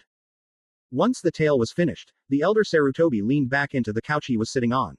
Well, Yamanaka-san sounds like quite a handful, he stated with an amused smile. I do agree with your assessment, though. Since she showed such progress on her first day of training, she is quite skilled and worthy of attention. I'll be sure to mention that to Iruka when I see him next. Naruto nodded absent-mindedly. Talking about Ino brought the blonde boy back to the line of thought he had been so engrossed in previously. So, what is the real reason you were so distracted? The Hokage asked once he saw creases appear in Naruto's forehead. It must be something very troubling if it has you this occupied. Well, Naruto drawled, debating whether to confide his thoughts or not. What the hell, he might be able to help and it's not like he'll tell anyone, the blonde decided. I've been having dreams about a few girls, he admitted. The way the old man sitting across from him smirked let Naruto know his grandfather had definitely reached the wrong conclusion. Oh, is that all? The old man laughed. Well, you are a young man now, so it's time someone gave you the talk. The third leaned forward with his arms resting in his lap as if he were telling a secret. You see, when a boy reaches a certain age. No, I already know about that, Oji-san. Naruto insisted while waving his arms. Seeing the confused look on the older man's face, he sighed. I just don't know why I'm dreaming about these particular girls, Naruto said, obviously in turmoil. I mean, all my life I thought I loved Anko-chan, but now I'm starting to think about other girls like I do her. I feel like I'm betraying her or something. The third blinked. That was something he wasn't expecting. He knew his grandson was loyal, but to try and stay dedicated to one woman for however many years Naruto had decided he loved the snake kunoichi was amazing. Taking the sandame's silence as the old man not having an answer, Naruto started to rise to his feet. Sorry, I shouldn't bother you with stuff like this, I'll just figure it out myself. He muttered. The third's hand on his shoulder stopped him, however, before he could leave. Sorry, I was just a bit surprised with your question, that's all.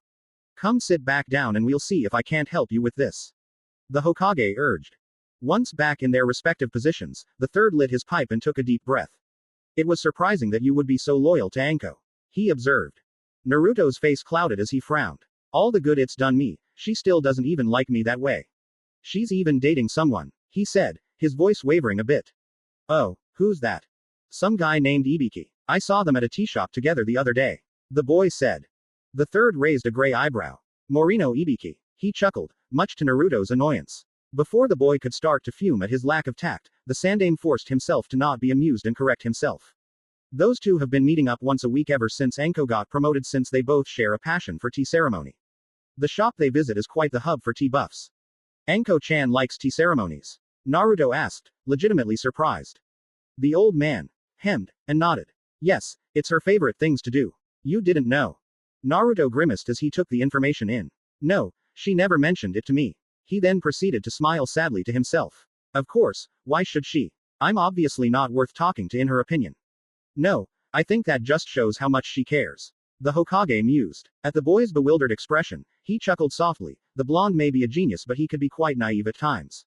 She's usually quite vocal about it, chatting with whomever shows an interest in tea. For you not to know would take a conscious effort on her part. But why would she do that? I want to know these kinds of things about her. He was cut off by the held-up hand of the Hokage. The old man took another puff from his pipe. If you would have let me finish, I would have told you that she only tells people because she doesn't care if they don't like it or not, because regardless of what they think, she will continue to enjoy it. If she doesn't tell you, it's because she does care about what your opinion would be. The Sarutobi elder smiled again once his blonde grandson instantly perked up. He was happy that with only a few words he could clear up what would have been a sticking point in Naruto's and Anko's relationship, no matter how platonic it may be. Naruto's grin turned into a frown of confusion, however, as the boy thought of something else. Why would she think I would care about what she did for a hobby? It's not like I would think any less of her for liking tea ceremonies. He pointed out. That is a bit more difficult to explain, Naruto-kun. I can't tell you everything because I don't want to intrude on Anko's life. It's her choice whether to give out certain information, you understand. The aged Hokage explained. Seeing that Naruto wouldn't object to the subtle warning, he continued. Loyalty for that woman is the most important thing in the world. She was betrayed once because someone didn't think she was strong enough. She was very attached to this person and it's still affecting her long after the incident happened. Since then, she hasn't cared about anyone's opinion except, to a degree, mine. Even then she will only show some embarrassment for doing something particularly foolish and still do it. The man laughed, getting caught up in memories. It was amazing to him how much Naruto used to be like Anko when he was smaller. Now, the boy was more detached and driven, showing more of the infamous Uchiha attitude. Anyway, if she doesn't tell you things it's because she enjoys your own loyalty to her. It gives her comfort, I believe, something she lost a long time ago. Naruto's expression softened, he had no idea Anko's past was so harsh. This did answer many of his observations about the purple-haired Junin. I think I get it. Still, she shouldn't worry about that since I'd never betray her. He stated with conviction. Oh, if that's the case then why are you thinking about other girls, The old man prodded. Naruto's mortified expression made the Hokage consider how to explain his question. Now calm down, you haven't betrayed her by finding yourself liking other people. You're young and it's going to happen. I remember when I was your age. Why, I'd go out with any girl that would say yes.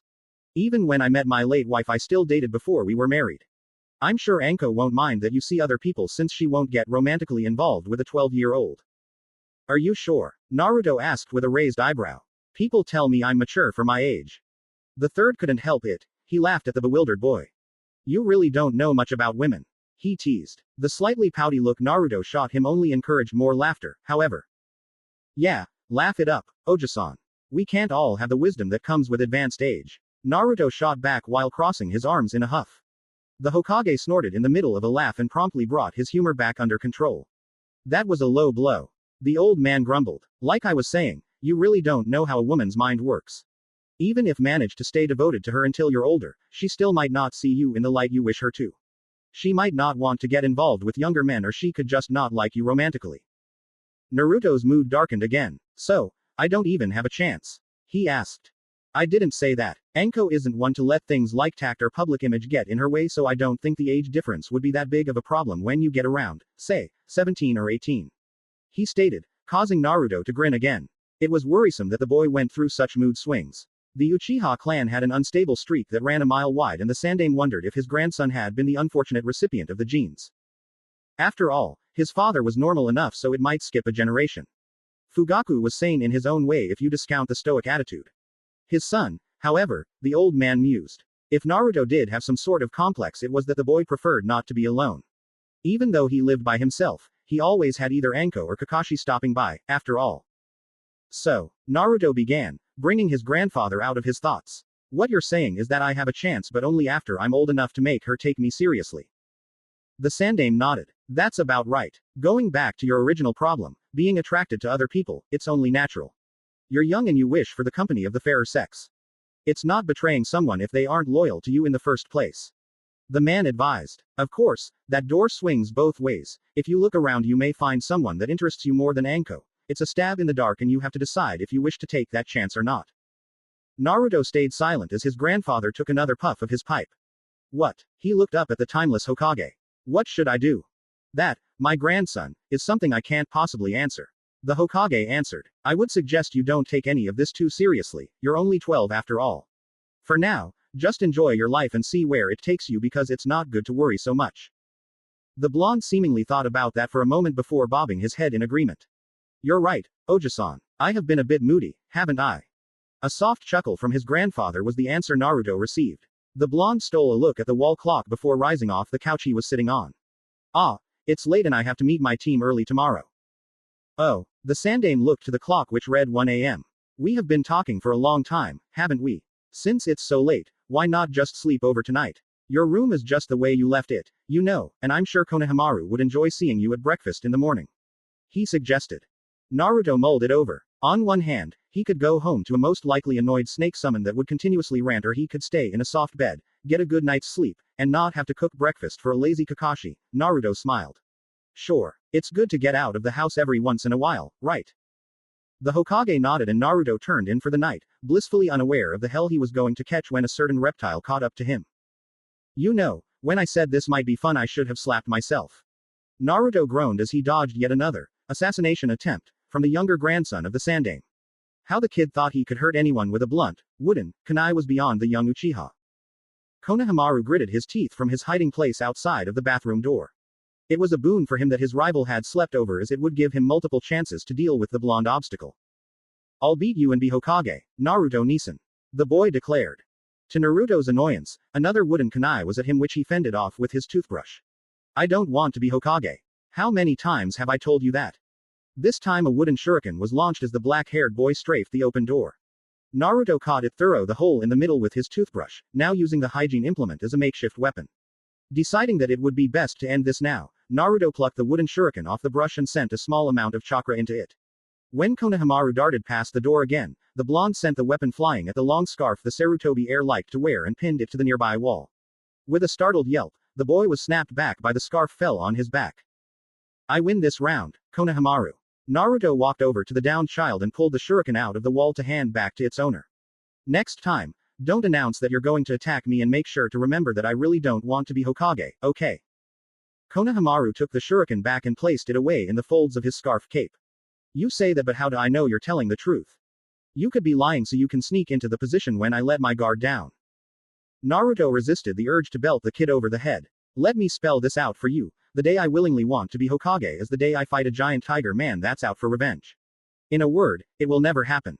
The blonde laughed at his own analogy. "A tiger man, that was a good one. Anyway, it's time for breakfast." Naruto, dressed in boxers and a bathrobe, walked down to the large dining room where the elderly Hokage was already starting his meal. Naruto delighted in the luxury of not having to cook breakfast for once and let the maid bring him enough food to feed a small army. "What? I didn't eat dinner or lunch yesterday," Naruto defended after seeing the looks the two Sarutobis were giving him from across the table. Konohamaru narrowed his eyes. So, his rival thought to out-eat him in his own home, did he? A one-sided eating contest began between the two as the young boy started to pile more and more food on his plate, much to his grandfather's amusement. The Sandaime noticed the lack of clothing on his oldest grandchild and raised an eye. "Where are your clothes?" he asked.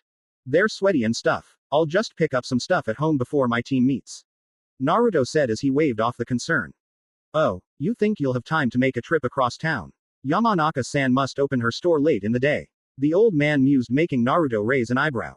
Seeing the expression, the Hokage pointed to a wall clock. "It's already 8 o'clock. Naruto shot up out of his seat like a rocket. 8 o'clock. I was supposed to meet my team across town at 8. The blonde suddenly shot a look at a sheepish Konohamaru. I know I set the clock for 6. The little boy had the grace to look scolded but little else. "I wanted to get the drop on you, so I might have snuck into your room and knocked over the clock," he admitted. "Boys, I think I can solve this problem," the Hokage stated before Naruto could wring his other grandson's neck. "I'm sure I have an old outfit that you could wear, Naruto." The blonde boy raised an eyebrow in suspicion. "If you say so, Oji-san." Naruto wasn't sure that the old man would have anything that he would like, but Naruto couldn't be picky right now. Eating what he could fit in his mouth at one time, the genin followed his grandfather to his personal wardrobe. "He's late. Again," Tenten stated for the 5th time as Team 2 stood outside of the Yamanaka flower shop. Lee nodded his agreement, for the 5th time, as he scanned the street for their tardy teammate. "Yosh, I hope he is alright." "Oh, he'll be fine until I get my fangs in him," Orochi hissed, once again reminding everyone he was present. After 20 minutes, Tenten and Lee had gone to pick up their blonde friend much like they had done the day before, but were surprised to find only a starving Kakashi and irate Orochi in the flat. The snake had demanded, again surprising the genins, that they take him along on the mission. "You know, I liked you better when I thought you couldn't talk," the bunned girl deadpanned. The snake had been steadily grating on her nerves for most of the morning. Orochi simply ignored the female, not like she was that interesting. Why, they should all just be thankful the great Yamada no Orochi had graced them with his voice, let alone his company. Guy was standing off to the side, making sure to keep an eye on the strange summoned animal. He could sense that something was off with it. Only powerful ethereal beings are capable of speech, and only members of the official courts could speak when they are as small as Orochi was. He made a note to ask Naruto about it. A flash of red soon caught Guy's attention, and he inclined his head towards the roof of the shop. He smiled once he recognized the shape of the boy's hair. "Yosh, our youthful team is finally together," he exclaimed with a thumbs up. Tenten and Lee followed their teacher's gaze and caught sight of the familiar outline of Naruto crouching against the morning sun. Tenten could have sworn she saw the boy flinch at being found out. "Get down here, Naruto," she shouted, a bit miffed at his tardiness. With a graceful leap, Naruto was off the roof and standing before his team. They all were silent, much to his embarrassment. "What the hell is that tacky thing you're wearing, kid?" Orochi voiced for the stunned group. Naruto was wearing a loose-fitting, black outfit that had fishnet mesh for sleeves. What really set the cloths apart was a long red scarf that was part of the collar. It must have been over 3 feet long as its full length was revealed as it bellowed in the breeze. Naruto glared at the snake hanging from the shop's signpost, not at all surprised to see him. I stayed over at Ojiazan's and forgot to get a spare set of clothes, alright. He let me borrow one of his old outfits. Yosh. So that's where I've seen such an thing. Hokage-sama still wears one quite similar to that when he gives demonstrations. Guy said, remembering where he had seen the clothes before. Tenten stopped herself from staring when Naruto shot her an annoyed look. Is it that bad, Tenten? He asked, somewhat self-conscious. Actually, it looks really nice on you. She blurted out before she could catch herself. To her relief, Naruto didn't so much as bat an eye at the compliment but simply smiled at her. There was something different about it, the bund girl thought, but before she could delve into that line of thought the moment was ruined by a familiar hissing. Now, we need to talk about how you left me behind yesterday, brat. Naruto slowly turned to address the irritable visage of Orochi. The snake was obviously not in a good mood as he was projecting a bit of killing intent to get his point across. Well, I didn't think you'd want to go on missions with me, that's all. They are kinda boring and stuff. Naruto tried to defend. The snort Orochi answered with was enough to let Naruto know he had to come up with a better excuse than that. Fine. I made a mistake, okay. I'll take you along from now on. Naruto caved. The snake still narrowed his eyes, but said no more. The blonde was still weary as he set the bluish summon around his neck and the light strangling he got let him know this incident would not be forgotten anytime soon. Using the key given to him the past day, Guy unlocked the shop to start their mission. The group was a bit surprised that it was locked at 9 a.m. since Ino had grilled them earlier about the store's hours. Ino, Naruto shouted, you better be ready for some serious training since you're sleeping in. Like you're any better, Tenten hissed. The blonde boy only smirked in response. Lee rang the desk's bell a few times before giving up. It seemed Ino wasn't around. I wonder where Yamanaka-san is? He asked, peering into the back room. Everything was in its place from the day before and didn't look to have been moved, much to his confusion. He was sure Ino would have double-checked their work. Okay, Tenten started. Naruto, you go look around in the back, Lee will go check the yard, and I'll go see if she's asleep. The girl ordered, falling into her role as team leader. The two genin did as they were told with no griping as she headed up the stairs. Naruto searched the stockroom, the lower living room, the kitchen and, making sure to knock nice and loud, the bathrooms. Turning up nothing, he headed back to the storefront where he found Tenten waiting on him. The bund girl had went through the upper bedrooms and small living room upstairs. Apparently the home was much larger than she first thought since she was finished with her search about the same time as Naruto. So, didn't find her? Naruto asked. Tenten shook her head. Her bed isn't even messed up. I found her. Lee's shout made the pair briskly walk to the back door. Naruto raised an eyebrow at what he saw. On the ground in front of the wall was a sleeping Yamanaka Ino. She was battered, dirty, and out like a log. Tenten walked over to her and checked for injuries while Naruto examined the wall itself. To his surprise and confusion, it was the same as he left it the day before. I don't believe her. She must have passed out right after we left. He scoffed. How does she expect to get to the top if she doesn't show dedication? Tenten narrowed her eyes a bit at her teammate's back. You worked her hard yesterday, so of course she was tired. It was a lot of work for one day, you know. Naruto hemmed, and calmly walked over to the garden hose. She is good, but if she wants to be the top of her class over one of my relatives, then she's going to have to get up. Naruto stated with a playful glint in his eyes. Tenten sighed but still stepped away from the still sleeping Ino. With a twist of the wrist, Naruto turned the hose on full blast and drenched his unsuspecting employer. Ah, what the hell is going on? Ino screamed as the water hit her. Naruto started laughing as he pinched the hose. Lee and Tenten were fighting back the urge to snicker at the drenched blonde off to the side. Tenten pushed her other teammate back into the shop to let Naruto bear the brunt of Ino's wrath. You, Ino screeched. Naruto kept his amused smirk no matter how much the look of death in Ino's eyes scared him. He was a shinobi, he was trained against showing such things. What he wasn't ready for, however, was Ino to start laughing at him. Look ridiculous in that outfit. The completely soaked girl doubled over as she pointed at random parts of his wardrobe. When she saw the long scarf bellow in the wind, she actually fell over. Oh Kami, are you still playing Super Ninja, at your age? Naruto scowled. Feeling the pressure that had built up in the hose brought his smile back. Taking careful aim at Ino's laughing mouth, he unstopped the hose and flooded the girl to silence. What's that about my choice in clothing? You're going to have to speak up since I'm having trouble hearing you. He laughed. Ino put her hands up to block the water and growled. Grabbing the nearest thing to her, which happened to be a garden trowel, she tossed it at the spigot that was feeding Naruto's watery assault. Her well-aimed attack broke the screw-on connector to the hose, and the spiky-haired blonde soon found himself without ammunition, not to mention slightly drenched from the out-of-control hose. Ino's smirk was enough to make Naruto rethink his little joke. His worry only increased when Ino grabbed a hoe that was leaning against the shop's wall. So, she began, twirling the gardening implement. Got any more bright ideas to try before I break this over your head? Just one, Ino-chan. Naruto happily taunted as he easily scaled the home, retreating to the top of the shop. Okay, I'm good now, so come and get me. He laughed, plopping down on the warm roof tiles to dry off. All right, Naruto-kun. I'll do just that, came a voice behind him. Naruto's eyes shot open as a sandaled foot caught him in the side of his head. With his ears ringing, Naruto gaped at the blurry form of the one and only Yamanaka Ino smirking at him, her foot still outstretched from her sidekick.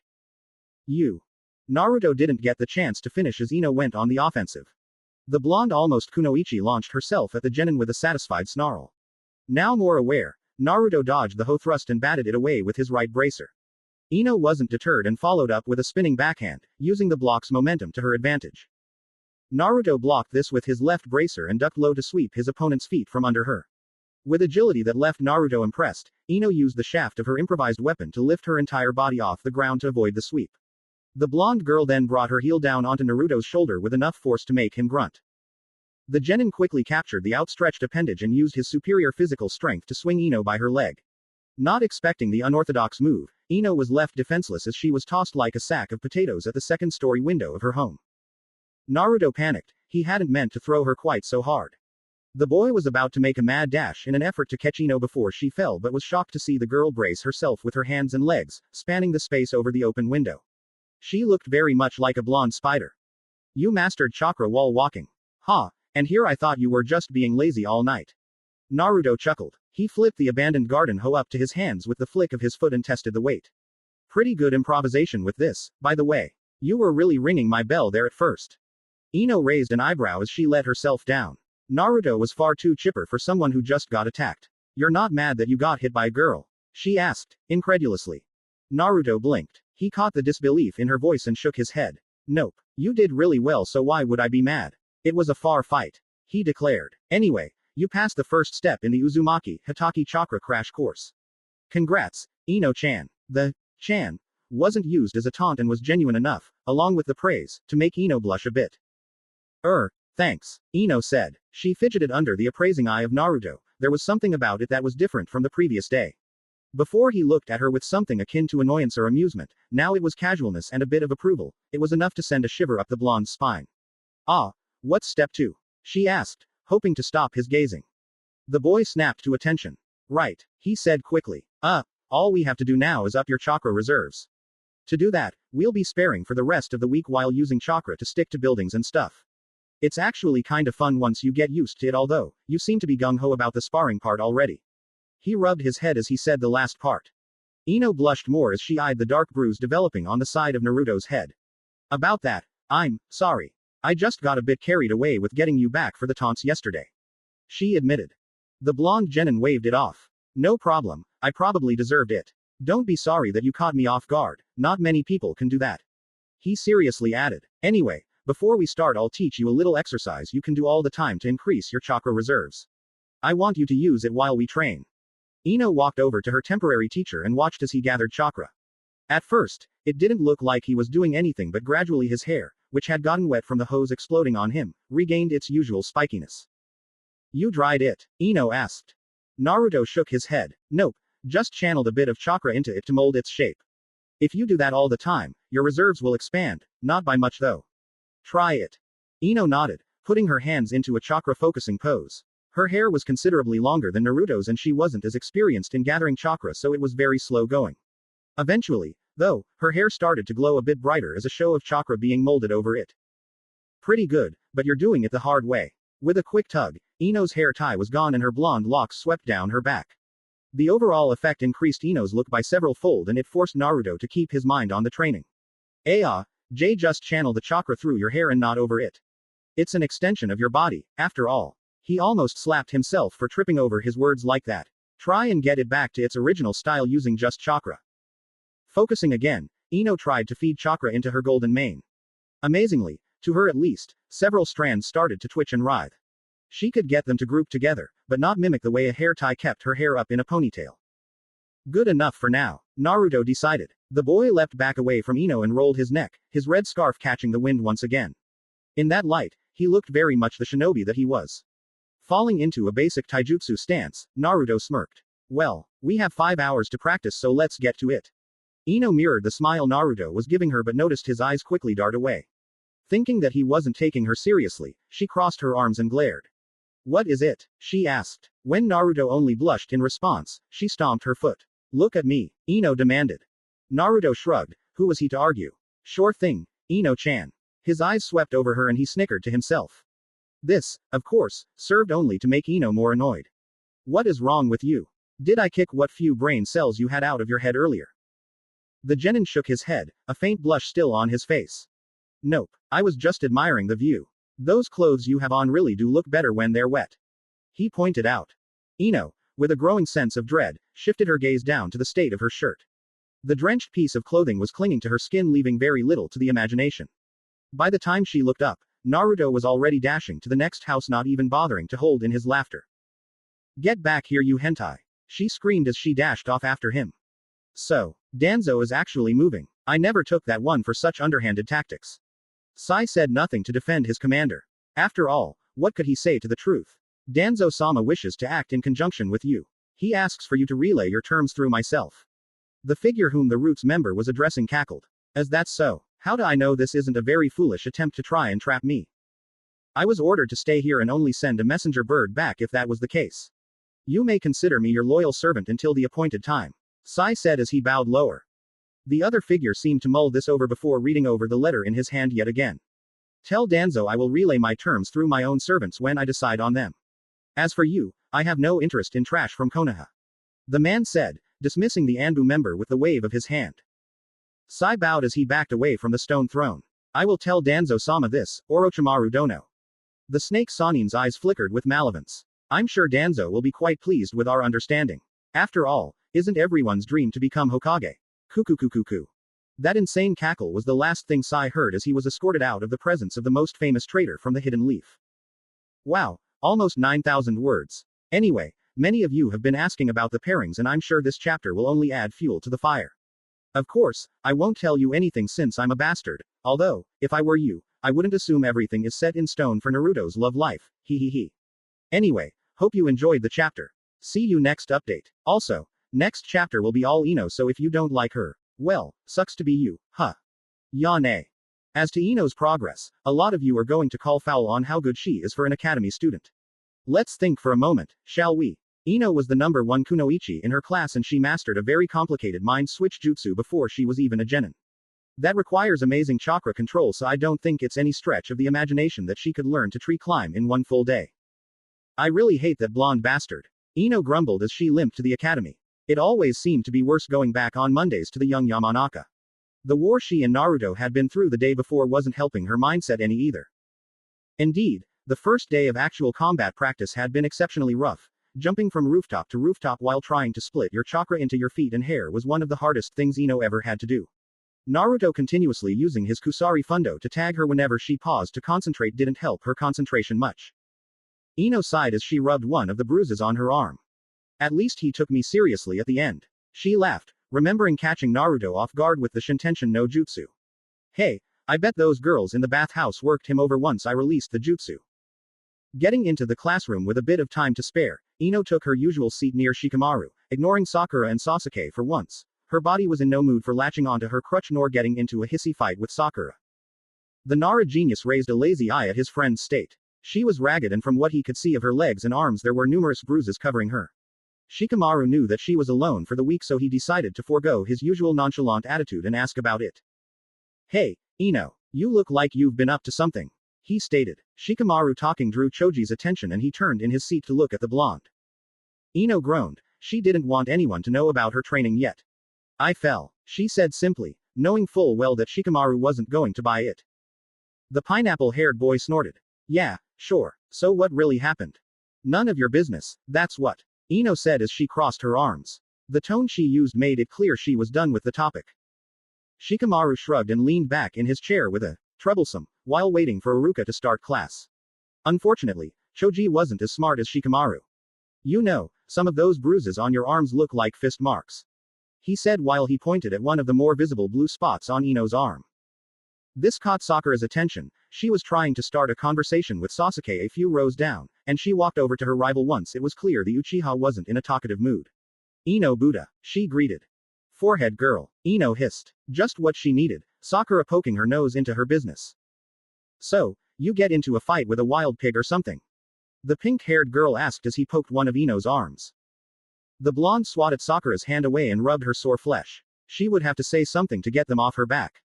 I was training. The shorter the answers the better, she figured. Sakura didn't buy it and was about to say more but Iruka interrupted by directing everyone to get to their seats. The Haruno girl scowled as Ino stuck out her tongue. She would investigate later.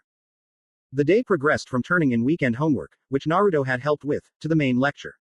When the lecture portion of the day started, Iruka unrolled a large diagram of a person's inner coil system. Alright, can anyone explain to me just how we can perform jutsu? He asked. Sakura looked around and smirked. Time to show off for Sasuke-kun. However, just as she was about to give the answer someone from the back spoke up. A jutsu is performed by mixing spiritual energy with stamina and molding the resulting energy, chakra, with hand seals, Iruka-sensei. Ino recited. Naruto had drilled that into her during the middle of their training. She supposed that it was lucky that the boy liked to talk during fights no matter how much it distracted her. Iruka looked impressed that someone other than Sakura had answered. Very good, Ino-san. It seems that someone chose to study during the weekend. He praised. Ino shot Sakura a smug look knowing how much her rival liked to show off to Sasuke. Hey, you won't have the smarts market cornered today, forehead girl. Now, Iruka started, moving on in the lecture. What other types of things can chakra be used for other than jutsu?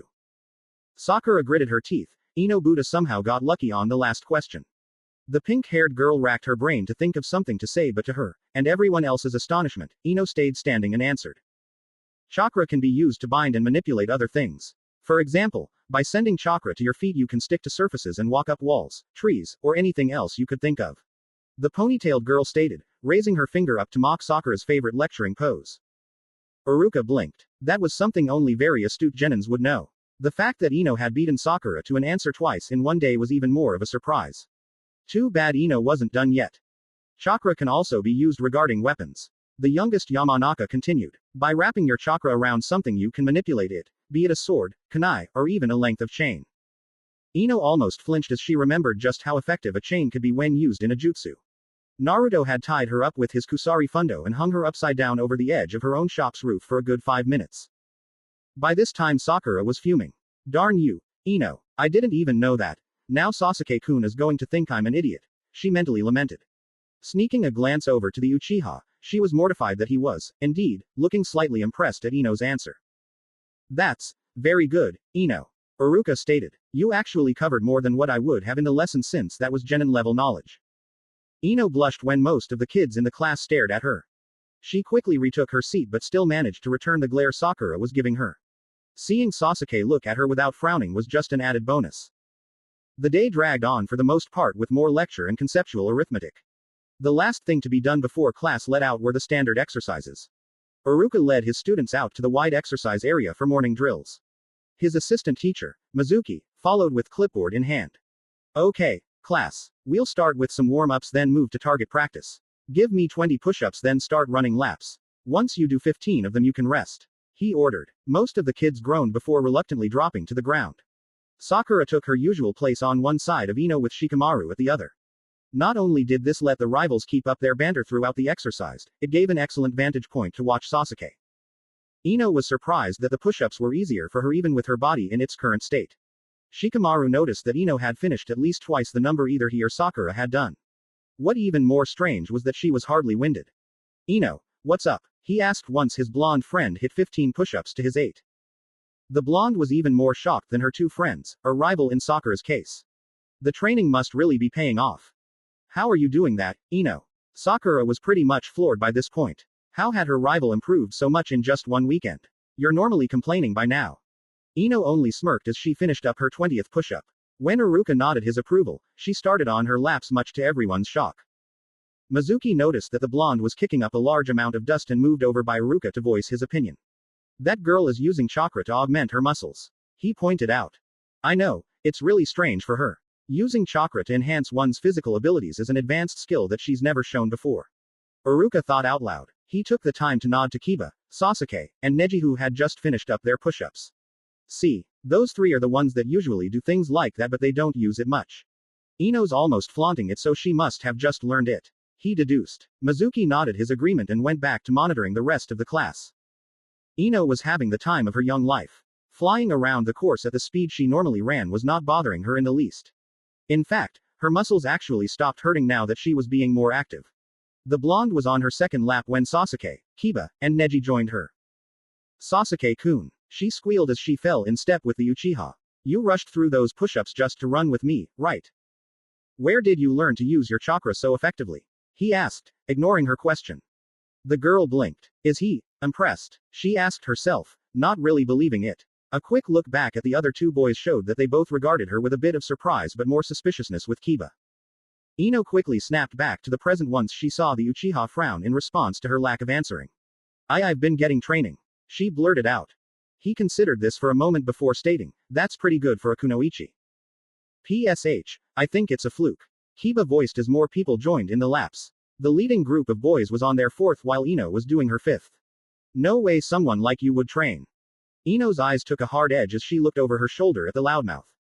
Think what you want, mutt. I'll be watching you finish your laps from the sidelines. The almost kunoichi snapped as she increased her speed.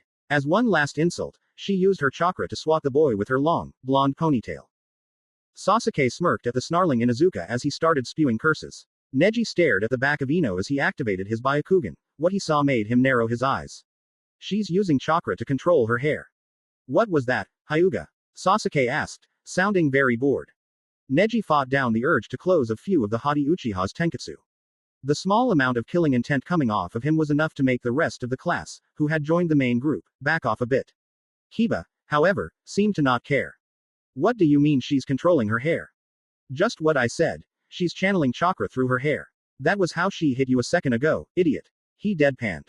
Kiba shook his fist at the white-eyed genius. Oh, he would pay for that one later. You can't channel chakra though your hair, dumbass. You can. Hinata cut in as she caught up with the boys. She shot a glare at her cousin, which Neji returned, before continuing. But it's not something a regular genin can do, let alone an academy student. Are you certain you appraised her chakra flow correctly, Neji-kun? She asked with obvious sarcasm in her voice. I am sure, Hinata-sama. He spit out with enough venom to make even Kiba shoot him a weary eye. If you doubt it, I suggest that you check it yourself. The two Hyuga glared at each other for a good 30 seconds before the arrival of Ino made them snap out of it. The blonde blinked as she actually lapped the large group of people. She smirked at Sakura's red face when she gingerly jogged past her pink-haired rival while making sure to wave cutely at the scowling Haruno. Catching up with the lead boys, she made sure to snap at Kiba again with her hair as she went past him. You'll pay for that, wench. He snarled as he started to chase the blonde. Akamaru barked incessantly as Ino kept ahead of the irked boy. Sasuke rolled his eyes at their antics. He had other things to worry about other than how much one of his fangirls had improved. Such as how Itachi snuck into the clan house and stole my okonomiyaki, he irritably thought. Behind the brooding Uchiha, Sakura was straining to keep up with the group, Shikamaru was plodding along as fast a pace that wasn't too troublesome, and Choji was fighting for breath. Aburame Shino was stoic behind his sunglasses as he watched Ino keep a steady pace above Kiba. It was odd, in his opinion, that the girl could improve so much in such a short amount of time. He had a suspicion on why this was, but he kept it to himself. Who would he tell, after all? Give it up, dog breath. Ino taunted as he nimbly weaved her way through the crowd of classmates. Kiba was roughly shoving people aside as he chased the annoying wench. No way was a girl going to beat him. Stop running and fight me if you think you're so great. He yelled in frustration. His fingers barely brushed against a strand of blonde hair as he lunged through the throng of students. Ino whipped her hair around like a lure, taunting him, as she deftly avoided Kiba's attempts at capture. Seriously, Kiba, you're too slow to get me after my sparring with Naruto. She laughed, not realizing she'd said her tutor's name. Sakura, however, did notice. So that's it. She pointed a finger at Ino accusingly. You're cheating by getting help from someone, Ino Buddha. Ino cursed under her breath. She didn't mean to say anything about her tutor. Oh well, if the cat was already out of the bag, what would a bit of bragging hurt? It's not cheating, forehead girl. I just got a bit of help with my chakra control and taijutsu. She corrected. Just to rub it in a bit, Ino smirked. He's a genin, too. Who? Shino asked. His theory had proven correct, the girl had help. Anyone that could make Ino show such improvement must be very powerful, and if it was a genin, they must be a genius. The blonde smiled brightly. It was fun to be the center of attention. Uzumaki Naruto. He graduated early, so he's our age. She answered as most of the group finished their laps. Only belatedly did Ino realize that she had run more laps than she should have. Naruto. Iruka questioned as he walked up to his students. Uzumaki Naruto from Team 2, right? Ino nodded while the stragglers finished their laps. Most everyone was collapsed in a heap from the running, and even Ino was feeling the exhaustion that came from using such a large amount of chakra now that she had given her body pause. Sakura plopped down next to Ino while Shikamaru leaned against the side of the building. Do you know him, Iruka-sensei? How good is he? Oh, he's the nephew of Hitaki Kakashi, the copy nin of Konoha, so he's very talented. This got the attention of Hinata and Neji especially. Hiashi, the Hyuga clan leader, regularly spoke of the famous Junin. Kiba glared at the blonde girl. He would get revenge later. Doesn't matter who his family is, if he wasted time training Yamanaka then he can't that good. He scoffed. Ino whipped her head around to glare at the Inuzuka. You don't know anything, mutt. Naruto is the best for his age, so he could wipe the floor with you. Kiba growled and looked to leap at the girl right then and there until a new voice spoke up behind the group. I see my grandson is still a topic of conversation here. Hokage-sama. Iruka sputtered. All the students turned to see the smirking face of the third Hokage smiling pleasantly at them. Hinata and Neji made the show of giving a bow to the aged leader, which he returned. Grandson. Ino croaked. You mean Naruto? The Sandame raised an eyebrow at the blonde before answering her with a question of his own. Yamanaka Ino. Correct. Naruto spoke very highly of you yesterday. Ino's eyes were as wide as saucers by now, as were Shikamaru's and Sakura's. Even Sasuke was speechless. Sakura managed to get her wits together long enough to whirl around on Ino. You're getting tutored by the grandson of a Hokage. I never knew that. He never told me. She insisted. No wonder he's so good. The third simply grinned at the young girl. He could see what Naruto saw in her. Walking through the group of admiring students, he approached their teacher. If it's not too much to ask, Iruka, could I watch the students go through their sparring drills? He asked. Oh, of course, Hokage-sama. We were going to go with target practice first, but I can rearrange the schedule since you're so busy. Iruka afforded. The elderly man simply smiled and nodded his thanks before stepping off to the side. Iruka asked Mizuki for his clipboard to match up the partners. Sensing that the Hokage wanted to see someone in particular, he started with the kunoichi first. Alright, would Hyuga Hinata and Yamanaka Ino head to the front? He asked. The two girls looked at each other and Ino shrugged. She had fought Hinata before, so it wasn't a big deal. At least the Hyuga heir couldn't use the Jiyuken style during a spar. If it wasn't for that, Hinata would take the spot of top kunoichi. Before the fight could begin, the Hokage cleared his throat. Iruka, could I make a request? When Iruka nodded, he continued. I would like to see Yamanaka-san spar against Uchiha Sasuke. Iruka blanched. He usually didn't mix the genders in spars since he didn't want any of the girls to get harmed. Of course, he couldn't say no to the Hokage, so he directed Hinata to take a seat and for Sasuke to come to the front. Alright, you two, no jutsu or weapons. When I say so, the fight will be over. Don't aim for vital areas. He cautioned. Actually, Iruka, the Hokage started. The academy teacher had to fight the urge to groan. Could you make this a standard match? I would very much like to see the full talent of these two. Ino's mind was about to switch off. Not only did she just find out that Naruto spoke to the Hokage himself about their training, now it seemed the supreme leader of Konoha wanted to see her fight. What was more, she had to fight Uchiha Sasuke. Iruka must have noticed Ino's apprehension because he spoke up in her defense. Hokage-sama, I really don't think this is a good match. It's highly irregular. You think so, Iruka? The old man asked with mock surprise. For his grandson to take an interest in someone, they must have talent, and he wanted to see it. I would very much like to see this match. The edge in the man's voice was just enough that Iruka knew the Hokage was ordering him to continue. This time he didn't stop the groan. Of course, Hokage-sama. He surrendered. Turning to a still nervous Ino and very annoyed Sasuke, Iruka sighed. Alright, you two may use jutsus and weapons. The fight will end when Hokage-sama calls the match. Iruka added to let his leader know he didn't agree. The Sandame only nodded in response. With a downwards cut, Iruka called the match. Begin. Ino tensed immediately. This was it. She had wanted to be the top of her class irregardless of gender, so now she had her chance. Still, she almost lost her nerve when she saw Sasuke's eyes boring into her. What is he thinking about? She wondered. He knows I'm still weaker than he is. Sasuke narrowed his eyes slightly. I refuse. Most of the class started to whisper to themselves while Iruka and the Sandame exchanged looks. Before either of them could even voice a question, Sasuke continued. She's too weak to fight with me, I need a stronger opponent. As the Uchiha started to walk away, conflicting emotions welled up in Ino. A small one was happiness at not having to fight the Uchiha genius, most of the others were pure outrage that he thought so highly of himself. Spending the last few days with Naruto's stuck-up attitude had given the blonde a distinct dislike of pompous jackasses, even if it was her precious Sasuke-kun. Don't ignore me. The raven-haired boy stopped mid-step as a kunai embedded itself in the ground next to his foot. He slowly turned his head around to level a glare against the now enraged Yamanaka. You think you're so much better than me? Prove it, she challenged while whipping out another kunai. Sasuke turned fully to regard the girl. Her stance is a variation of the standard kunai fighting pose that left little holes in her guard. This Naruto person had taught her the basic flaws in the academy's forms, it seemed. Still, the boy shook his head. No matter how much last-minute training you received, you are still no match for me. I've been training as hard as you have this weekend for my entire life. What makes you think you can even touch me? He asked. His tone was more amused than angry, and that irked Ino. With an audible growl, the blonde launched herself at the raven-haired boy. Sasuke was caught sleeping by the sudden assault and was forced on the defensive early. Ino swiped at his midsection with her kunai, but Sasuke easily caught her arm. When her left hand came in for a backhand, he captured her other arm as well.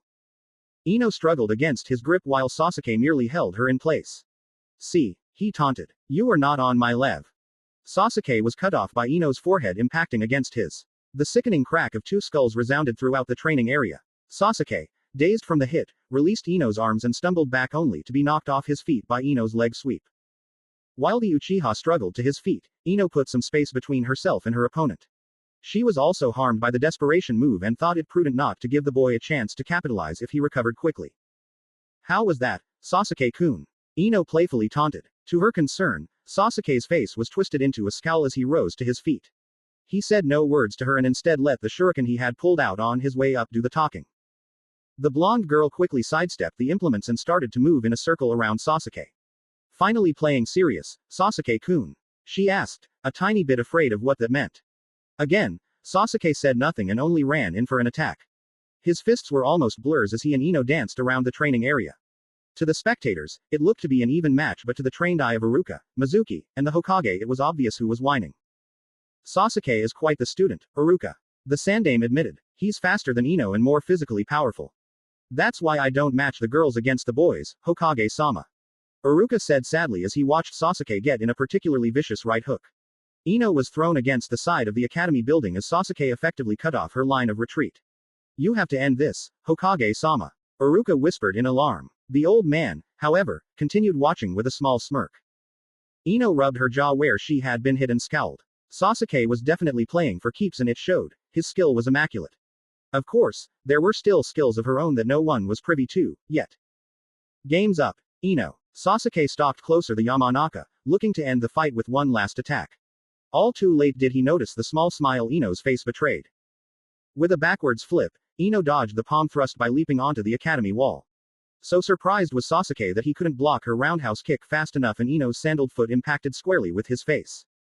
Iruka's jaw was threatening to fall off at this point while most of Ino's classmates were wondering what they have just witnessed. Even the stoic Neji was impressed. You didn't tell me she could use her chakra to that degree, Hokage-sama. Iruka mumbled once he calmed down a bit. Honestly, I didn't know she could do that. He admitted. He took another drag from his pipe as he watched Sasuke get to his feet for the second time in the match. Ino could almost jump around like an excited schoolgirl by now. Not only had she surprised everyone with that skill, she had capitalized on her opponent's lacks in defense and scored a hit. She would have to tell Naruto all about it later.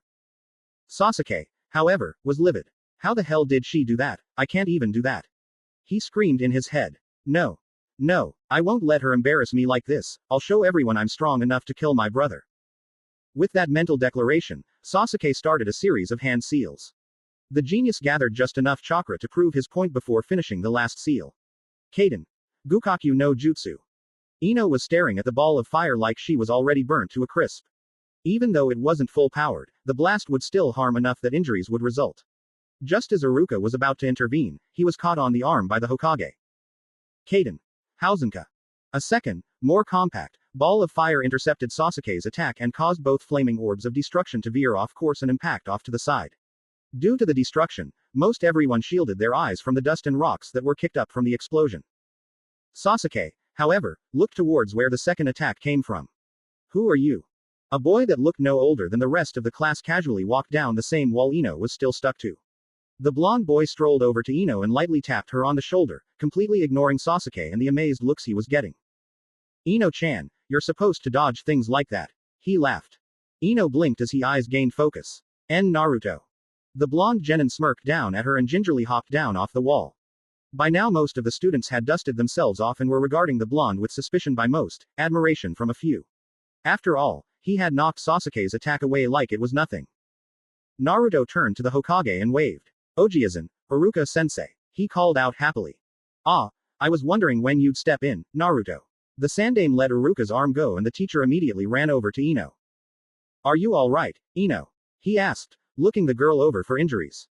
Naruto made an annoyed face at his old teacher. Iruka-sensei, she's much tougher than that. He sent a confident smirk over to his unknowing cousin. She's my student, after all. Hinata and Neji both started to analyze this boy. Of course they knew of the Sandame's adopted grandson but neither had ever met the boy. From what they could see, he was impressive. Naruto had good chakra control for a normal genin and had impressive jutsu. Hinata, however, knew better than to go by surface perceptions and activated her Byakugan. That's odd, she murmured low enough so that only Neji could hear her. He has a well of chakra right behind his eyes and a very strange inner coil system in his abdomen. Really? Neji asked as he activated his own blood limit. You're right, his eyes are strange. He turned towards his cousin who was now sporting a bored expression. He has a dojutsu. That's impossible, Hinata scoffed. There are only 2 dojutsu in Konoha, the Uchiha Sharingan and our Byakugan. He's too loud to be a Hyuga and he's too alive to be an Uchiha. She joked. Neji didn't share her sentiments but kept his opinion to himself. Whatever Naruto was, it was definitely something more than he was letting on. Iruka frowned as Ino stood under her own power. Other than the mark from the right hook Sasuke had given her at the beginning of the fight, she was littered with older bruises.